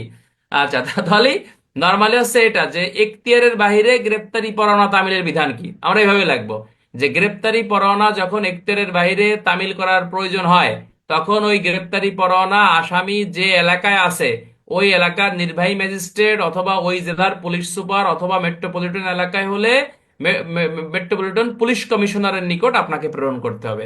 কি মাধ্যমে? এমসিকিউ, ডাকযোগে বা অন্য কোনো মাধ্যমে। এরপরে তারা গ্রেপ্তারি পরোয়ানা ইতোপূর্বে, ইতোপূর্বে মিন্স এই যে 76 থেকে আপনার এই 82 ধারা পর্যন্ত যেভাবে তামিলের বিধান আছে, এই বিধান অনুযায়ী আপনার তামিল করতে হবে, অর্থাৎ অধস্তন প্রতি হাওলা করতে হবে, কারণ নামে ইন্ডোজ করতে হবে, তারপরে গ্রেপ্তারি পরোয়ানা তামিলের যে বিধান ওই অনুযায়ী তামিল করে ফেলবে। রিটেনের জন্য এটা কিন্তু একটা ধারা দিয়ে প্রশ্ন আসতে পারে, যে প্রশ্ন আসতে পারে এভাবে যে গ্রেপ্তারি পরোয়ানা তামিল এখতিয়ারের বাইরে করতে গেলে তার আইনগত পদ্ধতি কি? একটাই ধারা, সেটা হচ্ছে এই আইনের এই 83 ধারা। তাহলে এমসিকিউ হতে পারে যে এখতিয়ারের বাইরে গ্রেপ্তারি পরোয়ানা তামিল কত ধারা? 83 ধারা। এখতিয়ারের বাইরে সমন জারি কত ধারা? 73 ধারা। এখতিয়ারের বাইরে গ্রেপ্তারি পরোয়ানা তামিল করতে গেলে কোন পুলিশ অফিসারের কাছে পাঠাইতে হয়? জেলা, জেলা হলে এমসিকিউ পুলিশ সুপার কাছে পাঠাইতে হয়। আর যদি মেট্রো হয় তার কাছে কার কাছে পাঠাইতে হয়? মেট্রোর কমিশনারের কাছে পাঠাইতে হয়। আর ম্যাজিস্ট্রেট কোন ম্যাজিস্ট্রেট? কোন নির্বাহী ম্যাজিস্ট্রেটের কাছে পাঠাইতে হয়। সেক্ষেত্রে পাঠালো, তাহলে এটা তামিল হবে কিভাবে? তামিল হবে হচ্ছে ইতোপূর্বে বর্ণিত যে বিধান আছে, অর্থাৎ নর্মালি পুলিশের উপর নির্দেশিত হবে কোন এসআই এসআই যে তামিল করে ফেলবে, এই সিস্টেম এটা করবে, ঠিক আছে ভাই? লা হাওলা ওয়ালা কুওয়াতা ইল্লা বিল্লাহিল আলিয়্যিল আযীম। এই হলো ফৌজদারি কার্যবিধান 83। 84 ধারায় বলতেছে যে এখতিয়ারের বাইরে কার্যকর করার জন্য পুলিশ অফিসারের নিকট পরোয়ানা প্রেরণ। অর্থাৎ আমরা 83 ধারায় শিখলাম যে এখতিয়ারের বাইরে গ্রেপ্তারি পরোয়ানা তামিল করার জন্য যেমন ম্যাজিস্ট্রেটের নিকট তামিল দেয়া যায়, আবার পুলিশের কাছেও দেয়া যায়। তাহলে ম্যাজিস্ট্রেট বাদ, তাহলে পুলিশের কাছে যে দিলো, তাহলে পুলিশের কাজটা কি? এই কথাটাই আপনাকে বলতেছে 84 ধারায়। মনে করেন শ্রীপুর থানার একটা মামলার পরোয়ানা শ্রীপুর মাগুরা আদালত সরাসরি যশোর জেলার হ্যালো, হ্যাঁ,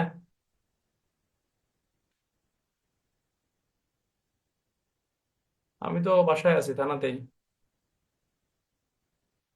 হ্যাঁ, কোথায় আছেন?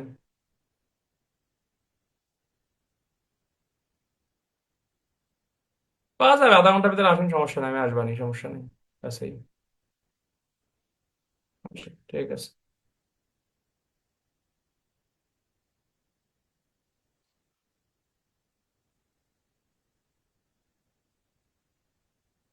থানায় চাকরি করলে অনেক ফোন আসে বুঝছেন। আগে এ ধরনের কাজকর্ম তো করিনি কোনো সময়। চেয়ারম্যান ফোন দিচ্ছে, চেয়ারম্যান সাহেব।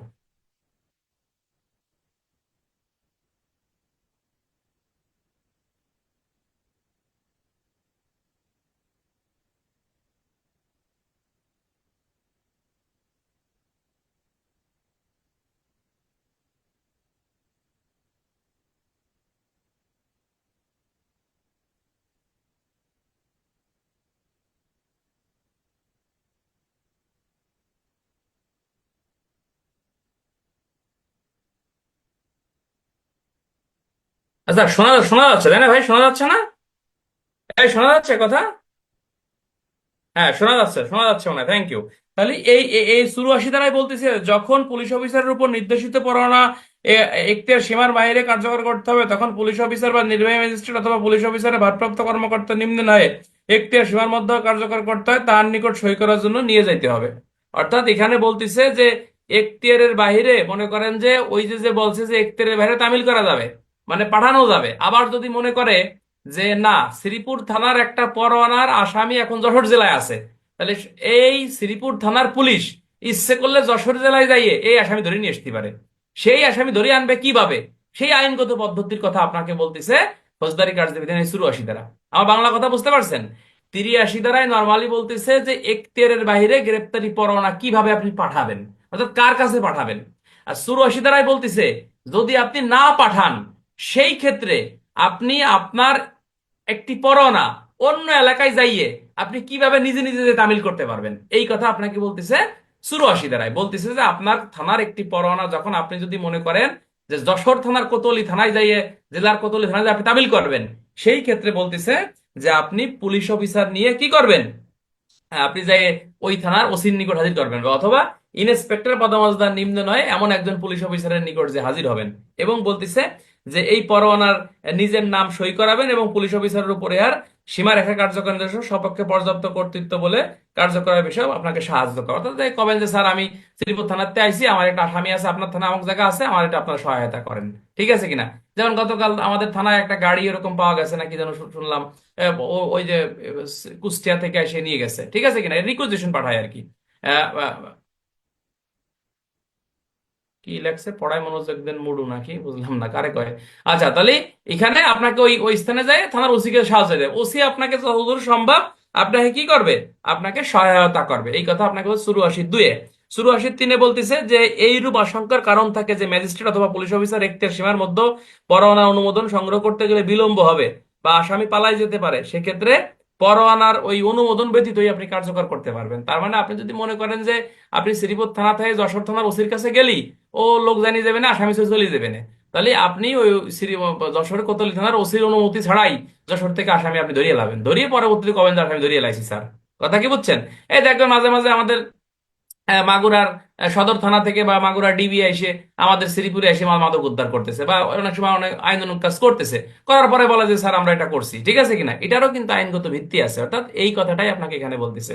তাতে আমার কথা কি আমি কি ভুল পড়াচ্ছি না? ঠিক আছে ভাই কন্তি, ঠিক আছে কিনা?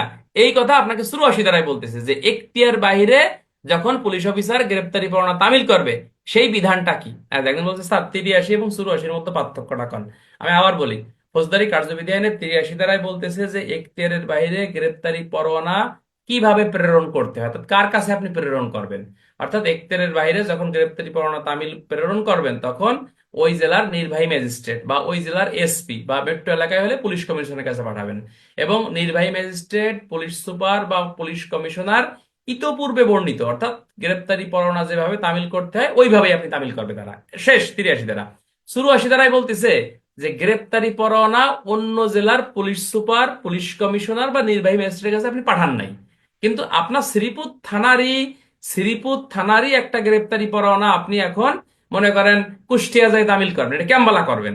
এখন মনে করেন আমার নামে ইস্যু আছে, আমি যদি জানি যে কুষ্টিয়ার ইবি থানার অমুক জায়গায় আসামিটা আছে, তাহলে আমার কাজ হচ্ছে এই পরোয়ানাটি নিয়ে আমি ওই ইবি থানার ওসির কাছে হাজির হবো। ওসির কথা বলে নাই, বলছে যে ইন্সপেক্টর পদমর্যাদার নিম্নে নয় এমন অফিসারের নিকট হচ্ছে আমি হাজির হাজির হবো। যাই তার কাছে আমি সেটা খুলে বলবো যে স্যার আপনার আমার একটা আসামি আপনার থানায় এখানে আছে, আপনি সহায়তা করেন। এবং ইবি থানার কি ওসি সর্বাত্মক সহায়তা করে গ্রেপ্তারের ক্ষেত্রে। আবার কথা আছে, যদি আপনার কাছে মনে হয় যে ইবি থানার ওসির সহায়তা নিতে গেলে আসামি পলাই যাবে না, তারা ধরা সম্ভব হবে না, আপনি আগে ধরিয়ে পরে ইবি থানার ওসিরে জানাবেন যে স্যার আপনি গ্রেপ্তারি পরোয়ানা বলে আসামি ধরিয়ে লাইছেন। এই হলো ৮৫ ধারা। লা হাওলা ওয়ালা কুওয়াতা ইল্লা বিল্লাহ। হ্যাঁ, এটা অনেকটা কার্যবিধি আইনের ওই ১৬৬ ধারার সাথে মিল আছে, ঠিক আছে কিনা। ১৬৬ ধারার সাথে মিল আছে যে গ্রেপ্তারি তল্লাশি পরোয়ানার অনুমোদন দেছে, এমন অনুমতি নিতে গেলে দেরি হয়ে যাবে না, আপনি আগে তল্লাশি পরোয়ানা মালামাল জব্দ করে তল্লাশি করে আটক করে পরে আপনি ওসিরে জানাইছেন যে, স্যার আমি তো আপনার থানা এলাকায় আইছি, আসি তো কামারটা করে এলাইছি, মানে মালামাল জব্দ করে ফেলাইছি। এল ১৬৬ ধারার সাথে অনেকটা ১৬৬ ইজ ইকুয়াল টু ৮৪ একই কথা। আশা করি বুঝে ফেলছেন। এরকম পড়লে তো হবে না, প্রশ্ন কি আসবে এটা শিখতে। প্রশ্ন আমি একটা চার্ট করছি আর প্রশ্নগুলো বলবো, কথা বলেন না। কার্যবিধানের 85 ধারায় আমরা চলে যাই। 85 ধারায় বলতেছে, যাহার বিরুদ্ধে পরোয়ানা ইস্যু করা হয়েছে গ্রেপ্তার করার জন্য, সেই ক্ষেত্রে আপনার এই ব্যক্তিকে যখন গ্রেপ্তার করা হবে তখন কি পদ্ধতি আপনাকে অনুসরণ করতে হবে। তো ওই যে বলতেছে যে মানে আপনি শ্রীপুর থানা থেকে আসামি গ্রেপ্তার করছেন কোথায়, এখতিয়ারের বাইরে, মানে যশোর, যশোর দিয়ে গ্রেপ্তার করছেন। তাহলে এই ক্ষেত্রে 85 ধারায় বলতেছে, যখন আপনি আপনার থানা থেকে অন্য থানায় যাই বা আপনার এখতিয়ারের বাইরে যে আসামি ধরিয়ে লাইছেন, তো এই ক্ষেত্রে আপনি আসামিটা কি সরাসরি মানে ইয়াতে নিয়ে আসবেন, কি কয় রে, থানায়, আপনার থানায় নিয়ে আসবেন, নাকি ওই আদালতে হাজির করবেন। এই বিধান আছে 85 ধারায়। বলতেছে যখন আপনি আপনার থানা থেকে অন্য থানায় বা অন্য এলাকায় যাই যে আসামি আপনি ধরছেন, যদি আপনার থানা থেকে ওই যেখান থেকে ধরছেন তার দূরত্ব 20 মাইলের বেশি হয়, সেই ক্ষেত্রে ওর ওই ওই জায়গার এখতিয়ারাধীন আদালতে আপনাকে হাজির করতে হবে, ঠিক আছে কিনা। আর যদি 20 মাইলের কম হয়, সেই ক্ষেত্রে আপনাকে বলতেছে আপনি আপনার থানায় ওই আসামিরে আপনি নিয়ে আসতে পারবেন, কোনো সমস্যা নাই। এবং কার্যবিধি 76 ধারার বিধান প্রতিপালন করে যদি জামিনের ব্যবস্থা থাকে, সেই ক্ষেত্রে তাকে জামিনও দিয়ে দিতে পারবেন। এই হলো 85 ধারা। আমি কি ক্লিয়ার ভাই? 86 ধারায় চলে আসেন। 86 ধারায় বলতেছে, ওই যে বললো যে 20 মাইলের বেশি হলে, মনে করেন মাগুরা থেকে যশোরের দূরত্ব 20 মাইলের বেশি নর্মালি, তাই না?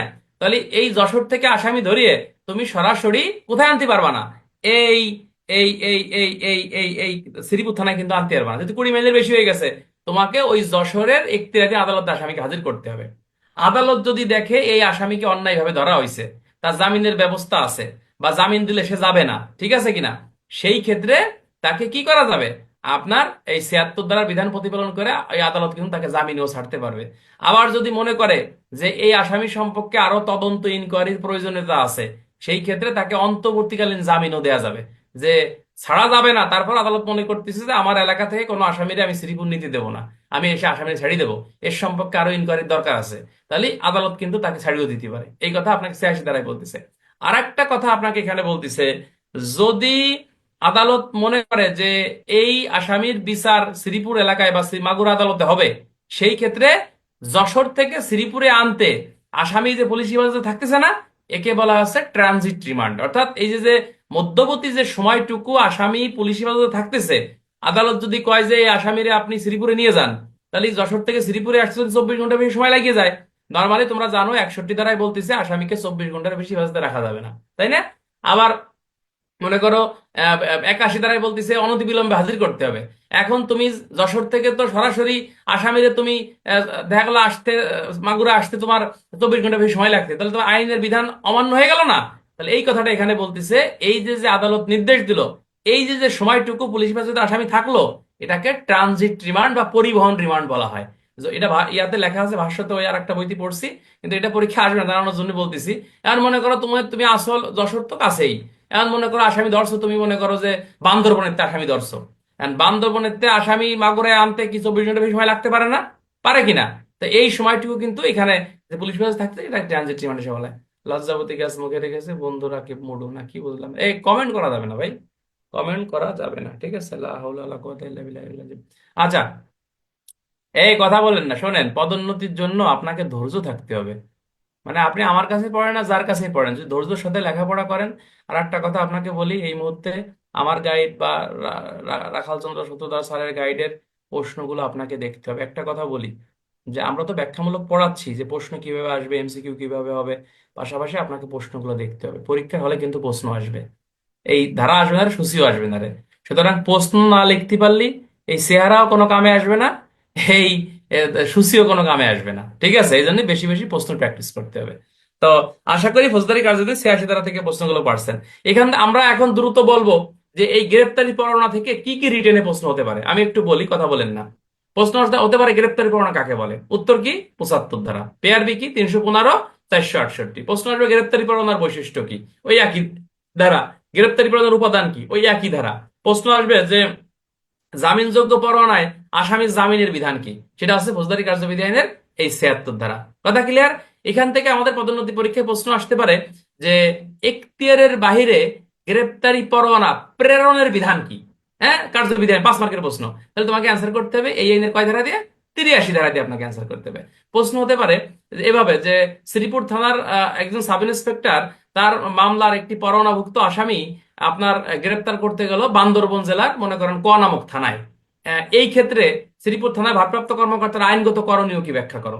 তখন এই 84 ধারা দিয়ে আপনাকে অ্যান্সার করতে হবে, ঠিক আছে কিনা? হুম। তো মনে করেন যে এই পরোয়ানাভুক্ত আসামিকে মনে করেন যে ধরছে, ধরার পরে টাকা খেয়ে আসামি ছেড়ে দিয়েছে, পুলিশের অপরাধ কি এবং যে টাকা দিয়েছে তার অপরাধ কি ব্যাখ্যা করো। তাই না, হতে পারে না? তাহলে পুলিশ যে ছেড়ে দিয়েছে 213-তে অপরাধ, যে হচ্ছে আপনার ওই টাকা দিয়েছে 214-তে অপরাধ। আর যে আসামি মনে করেন শ্রীপুর থানা থেকে পুলিশ অফিসার গেছে আসামি ধরার জন্য বান্দরবনে, যাই আসামি পাইছে না ধরে চলে আইছে, টাকা পয়সা খাইয়ে নেই, এমনি ধরে নাই মনে করেন, তাহলে 222 সে অপরাধ করছে বলে গণ্য হবে, ঠিক আছে কিনা? আচ্ছা। আর যে কোনো আসামিকে যদি পুলিশ না ধরে, চোখের সামনে দিয়ে ঘুরে বেড়ায়, তাহলে ওই আসামিকে না ধরলে পুলিশ 221 অপরাধ করছে বলে। আর যেখানে পুলিশের কথা থাকবে সেখানে পুলিশ আইনে 7, 59, 880 বিধি মোতাবেক ব্যবস্থা গ্রহণ করবে। সহজ বাংলা প্রশ্ন একটা আসবে, সেটা হচ্ছে গ্রেপ্তারি পরোয়ানা তামিলের বিধান কি। তাহলে গ্রেপ্তারি পরোয়ানা তামিলের বিধান হচ্ছে কার্যবিধি আইনের 76 থেকে আপনার এই 86 ধারা পর্যন্ত প্রত্যেকটা ধারার কথাগুলো 1-2 লাইন করে সংক্ষেপে সংক্ষেপে লিখে দেবেন। এই হলো গ্রেপ্তার। আর একটা প্রশ্ন আসে যে গ্রেপ্তারি পরোয়ানা তামিলের পূর্বের নিয়ম, সময়ের নিয়ম এবং পরের নিয়ম কি। এটা প্রশ্নটা ইম্পর্টেন্ট, তো তোমরা জানো, বলবো নাকি? পূর্বের নিয়ম কি? পূর্বের নিয়ম হচ্ছে কমান্ড সার্টিফিকেট নিতে হবে, পরোয়ানা সঙ্গে নিতে হবে, পোশাক পরিহিত অবস্থায় থাকতে হবে, নিজের আচ্ছা আপনার ঘটনাস্থল আসামির বাড়িতে উপস্থিত হতে হবে, বা আসামি যেখানে সেখানে হাজির হতে হবে। এই হলো পূর্বের নিয়ম। সময়ের নিয়ম কি? সময়ের নিয়ম আছে নিজের পরিচয় দিতে হবে, পিআরবি 220। পরোয়ানার সারমর্ম বলতে হবে, কার্যবিধির আপনার 80 ধারা, ঠিক আছে কিনা?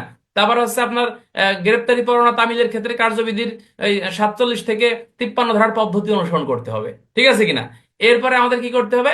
গ্রেপ্তারি পরোয়ানা তামিল করার পরে হচ্ছে আপনার তার দেহ তল্লাশি করতে হবে, কার্যবিধির 51-52 বিধি অনুসরণ করতে হবে, পিআরবি 280।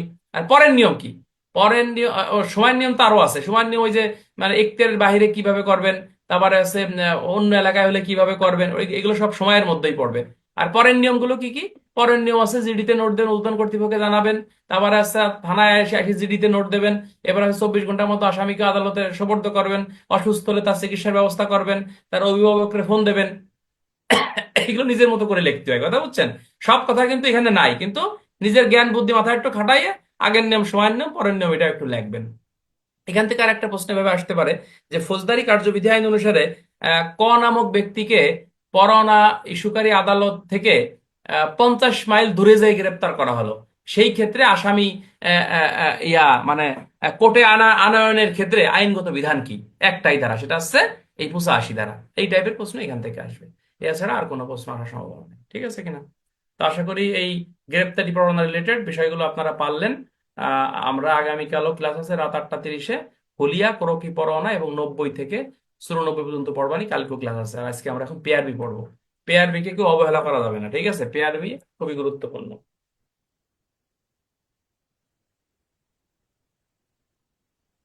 একজন কইছে যে কার্যবিধির 61 ধারা এবং 200 ধারার মধ্যে পার্থক্য কি। কার্যবিধির 61 হচ্ছে ঘুষ গ্রহণ, ঘুষ, সরকারি কর্মচারী ঘুষ গ্রহণ। আর 213টা হচ্ছে সরকারি কর্মচারী, ঠিক আছে, বাট আমাদের পুলিশের কথা কইছে নর্মালি, যে সরকারি কর্মচারী যদি আসামি রিলেটেড কোনো ঘুষ নেয় সেই ক্ষেত্রে 213। আর যাবতীয় পৃথিবীর সামগ্রিক ঘুষ হচ্ছে 161, ঠিক আছে? কথা বলেন নাই সাইবুল? ওই পিআরবিটা বাইর করো, শিট বাইর করো। লা হাওলা ওয়ালা কুওয়াতা ইল্লা বিল্লাহ। কথা বলেন না।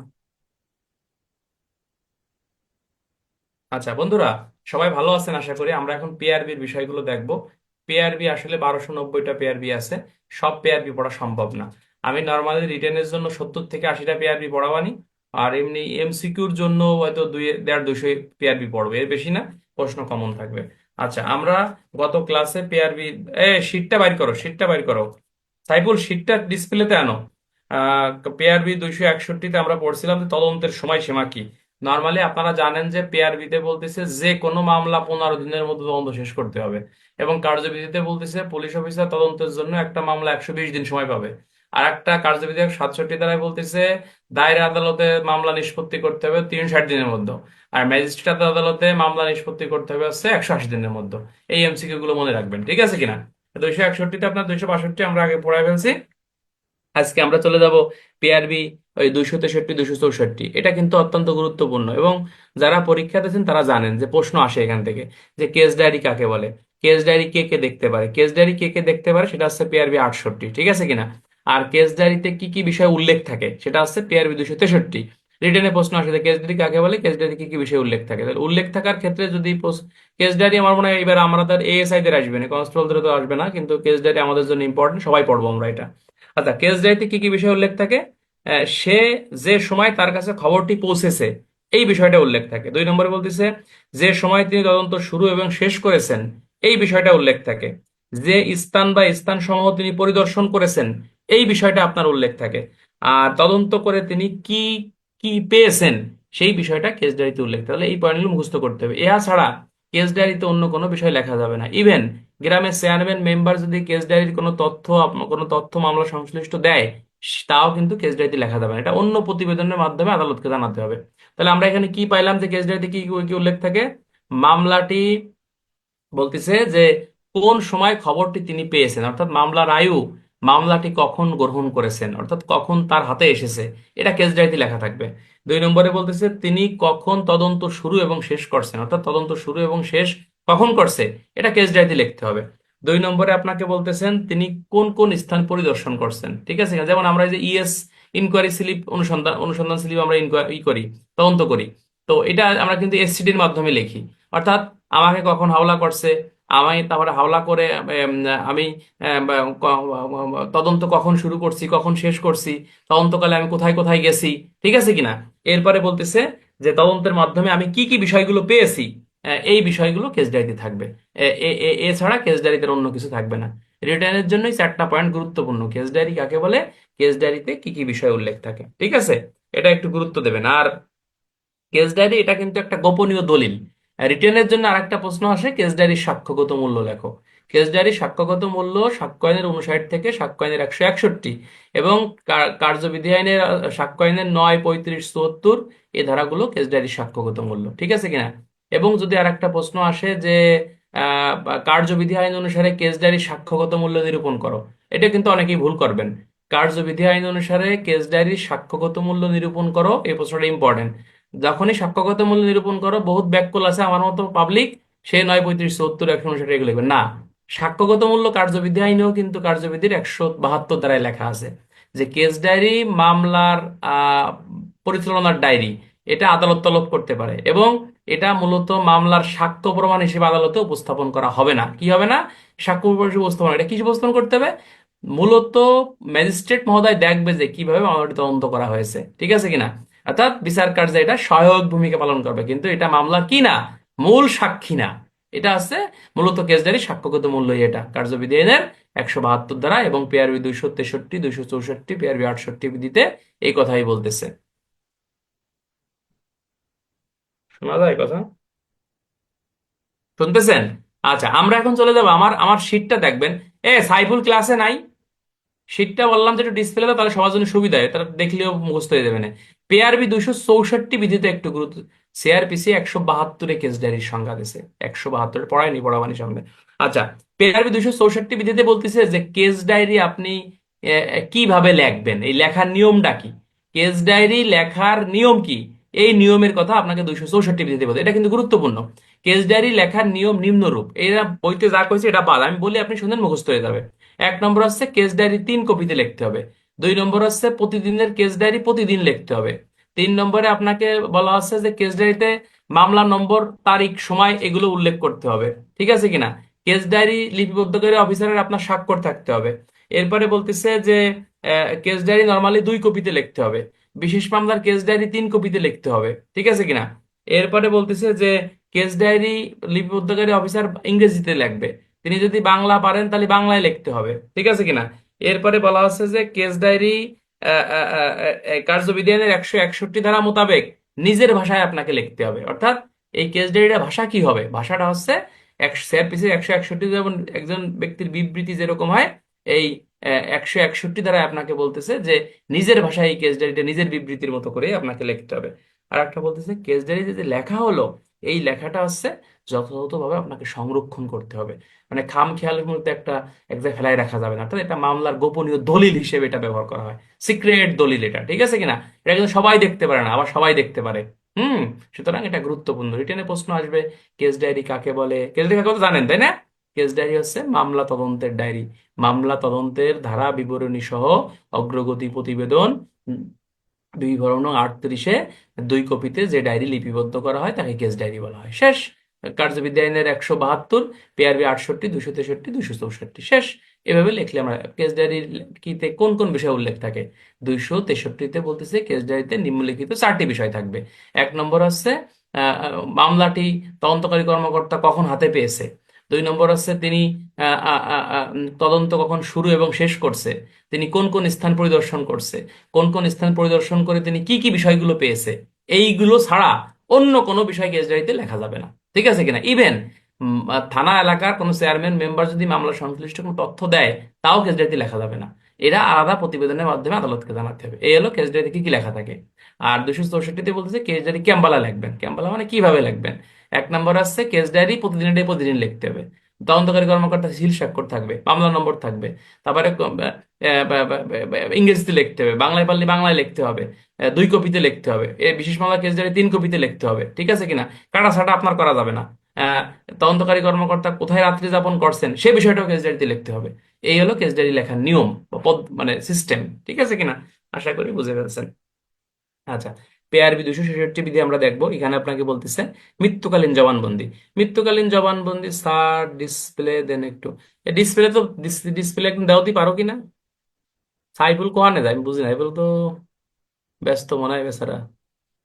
এবার জয়েন করবে নতুন জায়গায়, এই জন্য মনে হয় একটু ব্যস্ত আছে। যাও দেখি। পেয়ারবিতে মৃত্যুকালীন জবানবন্দি এটা গুরুত্বপূর্ণ। তোমরা জানো যে মৃত্যুকালীন জবানবন্দি আমাদের পদোন্নতি পরীক্ষার জন্য একেবারে ফরজ। যদিও সাক্ষ্য আইনের 32-এর 1-এ মৃত্যুকালীন জবানবন্দির ডিটেলস কিন্তু কোনো আলোচনা করে নাই। করছে ভাই? করে নাই। মৃত্যুকালীন জবানবন্দি সম্পর্কে ডিটেলস আলোচনা করছে পেয়ারবি 266-তে। এইখান থেকে যে প্রশ্নটা আমাদের পরীক্ষায় আসে সেটা হচ্ছে মৃত্যুকালীন জবানবন্দি কি, মৃত্যুকালীন জবানবন্দি কে রেকর্ড করে, কনস্টেবল কি মৃত্যুকালীন জবানবন্দি রেকর্ড করতে পারে, মৃত্যুকালীন জবানবন্দির সাক্ষ্যগত মূল্য কি, মৃত্যুকালীন জবানবন্দির উপাদান সমূহ লেখো, বৈশিষ্ট্য সমূহ লেখো, মৃত্যুকালীন জবানবন্দি দেওয়ার পর কোনো ব্যক্তি বেঁচে গেলে তার সাক্ষ্যগত মূল্য কি। এই প্রশ্নটার উত্তর হচ্ছে পিআরবি 266। তোমরা জানো যে মৃত্যুকালীন জবানবন্দি হচ্ছে কোনো ব্যক্তি মৃত্যুর পূর্ব মুহূর্তে তার মৃত্যুর কারণ সম্পর্কে যে বিবৃতি রেকর্ড করে বা যে বিবৃতি প্রদান করে তাকেই বেসিক্যালি মৃত্যুকালীন জবানবন্দি হিসেবে আখ্যায়িত করা হয়।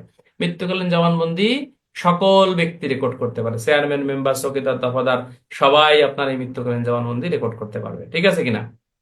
ইভেন এই মৃত্যুকালীন জবানবন্দি একজন কনস্টেবল রেকর্ড করতে পারবে। তবে নর্মাল নিয়ম আছে যে মৃত্যুকালীন জবানবন্দি কি করতে হবে। মৃত্যুকালীন জবানবন্দি হচ্ছে আপনার এই এই ইসের কি কয় রে, আপনার এই কি কয় যে ম্যাজিস্ট্রেটের মাধ্যমে রেকর্ড করাই সর্বোত্তম হিসেবে গণ্য হবে। ঠিক আছে কিনা? আচ্ছা, বই তো বাইর করবো। বই আসলে অল্প বই বাইর করলে বইয়ের খরচ অনেক বেশি পড়ে।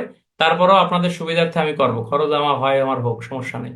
আমি অচিরেই আপনাদের হাতে দিব। যারা বই নেবে তাদের আমি একটা তালিকা করব, ওই অনুযায়ী ওই কই কপি করব। এখানে আমার কোনো ইয়া নেই। ঠিক আছে?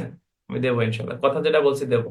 আচ্ছা, মৃত্যুকালীন জবানবন্দি magistrate, doctor, nurse, police officer, chairman member চৌকিদার দফাদার সবাই পারবে। মৃত্যুকালীন জবানবন্দি আপনার ম্যাজিস্ট্রেটের দ্বারা রেকর্ড করা হচ্ছে সর্বোত্তম হিসেবেই আপনার গণ্য হবে। ঠিক আছে কিনা? সর্বোত্তম হিসেবে গণ্য হবে, এটা মনে রাখবেন। মৃত্যুকালীন জবানবন্দির তারিখ, সময়, বিবৃতিদাতার মৌখিক না লিখিত, ইশারা, ইঙ্গিত, হ্যাঁ, স্বাক্ষর, সাক্ষীদের স্বাক্ষর, সবকিছুর মাধ্যমে এই জবানবন্দি আপনাকে রেকর্ড করতে হবে। এই হলো পেয়ারবি 266। আর দরকার নাই। পেআরবি 270টা আমরা দেখব, যেখানে আপনাকে বলতেছে যে যে সংখ্যক সাক্ষী পাঠাতে হবে। নর্মালি আপনাকে বলতেছে একটা মামলা প্রমাণ করার জন্য নির্দিষ্ট কোনো সাক্ষীর দরকার নাই। একজন সাক্ষীর দ্বারাও মামলা সন্দেহাতীত ভাবে প্রমাণ, অর্থাৎ নিঃসন্দেহে এটা প্রমাণ করা যায়। ঠিক আছে কিনা? একজন সাক্ষীর দ্বারাও মামলা প্রমাণ করা যায়। অর্থাৎ যে এটা কত বলেন তো, এটা সাক্ষ্য আইনের 134 ধারার সাথে পেআরবি 270 যায়। অর্থাৎ একটা মামলা প্রমাণের কতজন সাক্ষীর প্রয়োজন? একটা মামলা প্রমাণের জন্য নির্দিষ্ট কোনো সাক্ষীর দরকার নাই, একজন সাক্ষী দ্বারাও মামলা প্রমাণ করা যায়। ঠিক আছে? পেয়ারবি 272, ওহো, খুবই ইম্পর্টেন্ট। এবার বছর এখান থেকে প্রশ্ন আসবে। 272 থেকে 277 মোটামুটি আজকে রাত্রে সবাই 5 বার পড়ি, পরে ঘুমায়েন। ঠিক আছে? মানে আমি আপনাদের যেটা বলতে চাই বন্ধুরা, মানে আমার কথা যদি মানেন ইনশাল্লাহ আমরা সবাই ভালো করব। যা পরীক্ষা আসবে সেটাকে একটু ভালো করে পড়তে হবে। যে যার কেন ফাউ জিনিস পড়িতে সময় নষ্ট করে লাভ নেই ভাই, লাভ আছে। এই পিআরবি 272 থেকে 277 5 বার রিডিং পড়বেন আজকে সবাই। আমি একটু পড়াচ্ছি, তারপর আপনারা নিজেরা পড়বেন। 272-এ নর্মালি আপনাকে বলতেছে অভিযোগ পত্র। এই অভিযোগ পত্র হচ্ছে কার্যবিধি আইনের 173, পিআরবি 272। অভিযোগ পত্র তোমরা জানো অভিযোগপত্রটা হচ্ছে যে মামলা থানায় যখন এফআইআর হয়, যখন তদন্তকারী কর্মকর্তা ঘটনার সত্যতা পায়, তখন প্রকাশ্য আদালতে আসামিদের বিচারের জন্য বিধর্ম 39 মোতাবেক যে পত্র প্রেরণ করে বা যে প্রতিবেদন দাখিল করে তাকে হচ্ছে অভিযোগপত্র বা চার্জশিট বলা হয়ে থাকে। তো চার্জশিট বা অভিযোগপত্রের বৈশিষ্ট্য কি? চার্জশিট বা অভিযোগপত্রের বৈশিষ্ট্য হচ্ছে কার্যবিধির 173 ধারায় লেখা আছে, পেপার 275 72 লেখা আছে।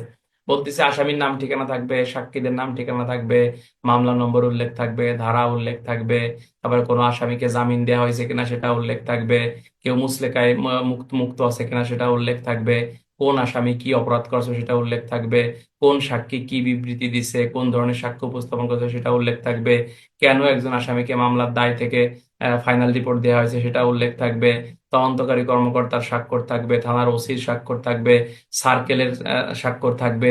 হ্যাঁ, এই সবগুলি হচ্ছে চার্জশিটের বৈশিষ্ট্য, ঠিক আছে কিনা?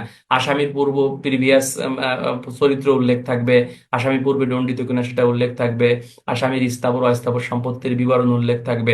এগুলো মুখস্থ করার কিছু নেই, তুমি যদি চাকরি করো চার্জশিটে কি কি একজন পুলিশ অফিসার লেখে তুমি এমনি জানো, জানো না ভাই? এগুলো মুখস্থ করার দরকার আছে? পুলিশের চাকরি করলে চার্জশিটে কি থাকে এটা তো এমনিই বোঝা যায়। আগে আমি তো জানতাম না, থানায় এসআই সাহেবদের সাথে মিশে এমনি শিখে এলাইছি যে চার্জশিটে কি কি দেয়। হ্যাঁ, প্রতি প্রতিদিন এমি স্বাক্ষর করার জন্য দৌড়তি হয়, ঠিক আছে কিনা? পিআরবির পূর্ণাঙ্গ সাজেশন সাজেশন অবশ্যই পাবেন। যাই হোক, এখানে এই 272 পিআরবি, এটা অনেক কথা কইছি, এত কথা পড়া যাবে না। আমরা পিআরবি 272-এর দেখেন সাথে সাথে এক কিছু বলতেছে যে নিম্নলিখিত এক বা একাধিক শিরোনাম অভিযোগপত্রের উল্টো পিঠে আসামিদের প্রাক পরিস্থিতি উল্লেখ করতে হয়। রিটেনে প্রশ্ন আসতে পারে যে আসামিদের প্রাক পরিস্থিতি পুলিশ রেগুলেশন অনুসারে কি কি বিষয়গুলো উল্লেখ থাকে। পিআরবি 272-এর সাথে বলতেছে, দেখেন, বলতেছে যে পরিচিত চোর, ডাকাত বা দস্যু, নির্দিষ্ট স্থান বাসস্থান জানা নেই, তারপর আছে সন্দেহভাজন চরিত্র, তারপর আছে বেশ্যা, মদ্যপ, সচ্চরিত্র লোক, প্রাক পরিচিতি জানা নেই। এই বিষয়গুলো হচ্ছে এই চার্জশিটের এই আসামিদের অপর পৃষ্ঠায় এই বিষয়গুলো উল্লেখ করতে হয়। রিটেনের সম্ভবত 22 সালে না 23 সালে এই প্রশ্নটা আসছে যে আসামিদের প্রাক পরিস্থিতিতে কি বিষয়গুলো উল্লেখ থাকে অভিযোগপত্রে লেখো। এটা পুলিশের চাকরি করলে জানতে হবে। তো এই 272-এর সাথে এই পয়েন্টগুলো লিখবো। কি লিখবো? যে পরিচিতি চোর বা ডাকাত বা দস্যু, নির্দিষ্ট বাসস্থান জানা নেই, ভবঘুরে, সন্দেহজনক চরিত্র, অভ্যস্ত মদ্যপ, বেশ্যা, সৎ চরিত্রের লোক, প্রাক পরিস্থিতি জানা নেই, ঠিক আছে কিনা? এই টাইপের প্রশ্ন এখান থেকে কিন্তু আসবে।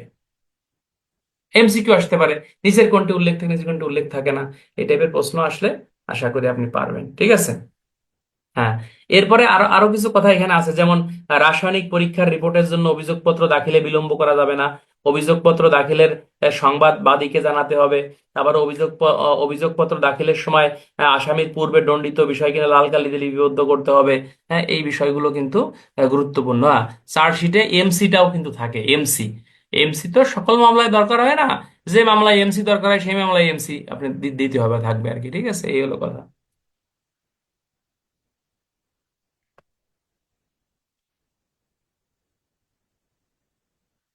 আচ্ছা, পিআরবি 273 এটাও কিন্তু গুরুত্বপূর্ণ। এটা হচ্ছে খসড়া মানচিত্র। খসড়া মানচিত্র আপনারা জানেন, অর্থাৎ পিও, প্লেস অফ অকারেন্স, অর্থাৎ যে স্থানে অপরাধটি সংঘটিত হয় আইনের ভাষায় ওই স্থানকে পিও বলা হয়ে থাকে। এই পিও হচ্ছে প্লেস অফ অকারেন্সের মানে সাক্ষীদের অবস্থান, আসামিদের অবস্থান একটি চিত্রের মাধ্যমে ফুটিয়ে তোলা হয়। একেই মূলত খসড়া মানচিত্র বলা হয়।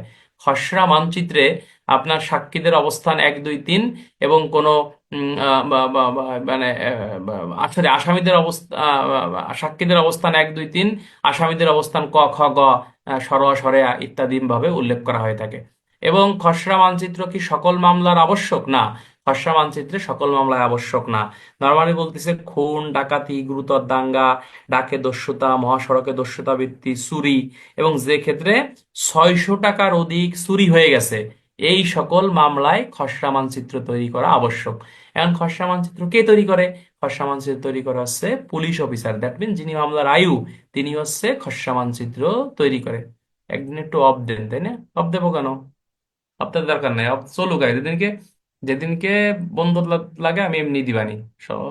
অফ দেওয়া পরীক্ষার টাইম বেশি নাই ভাই, অফ দেওয়া যাবে না। আচ্ছা, তাহলে আমরা খসড়া মানচিত্রের ক্ষেত্রে খসড়া মানচিত্রের ক্ষেত্রে কি বিষয়গুলো পেলাম? সালাম স্যার। স্যার আসছেন? আচ্ছা, থানা দিকে আসেন, আমি আসতেছি, 10 মিনিট লাগবে, একটু ওয়েট করেন, দেখতেছি। 10 মিনিটের মধ্যে আসতেছি স্যার।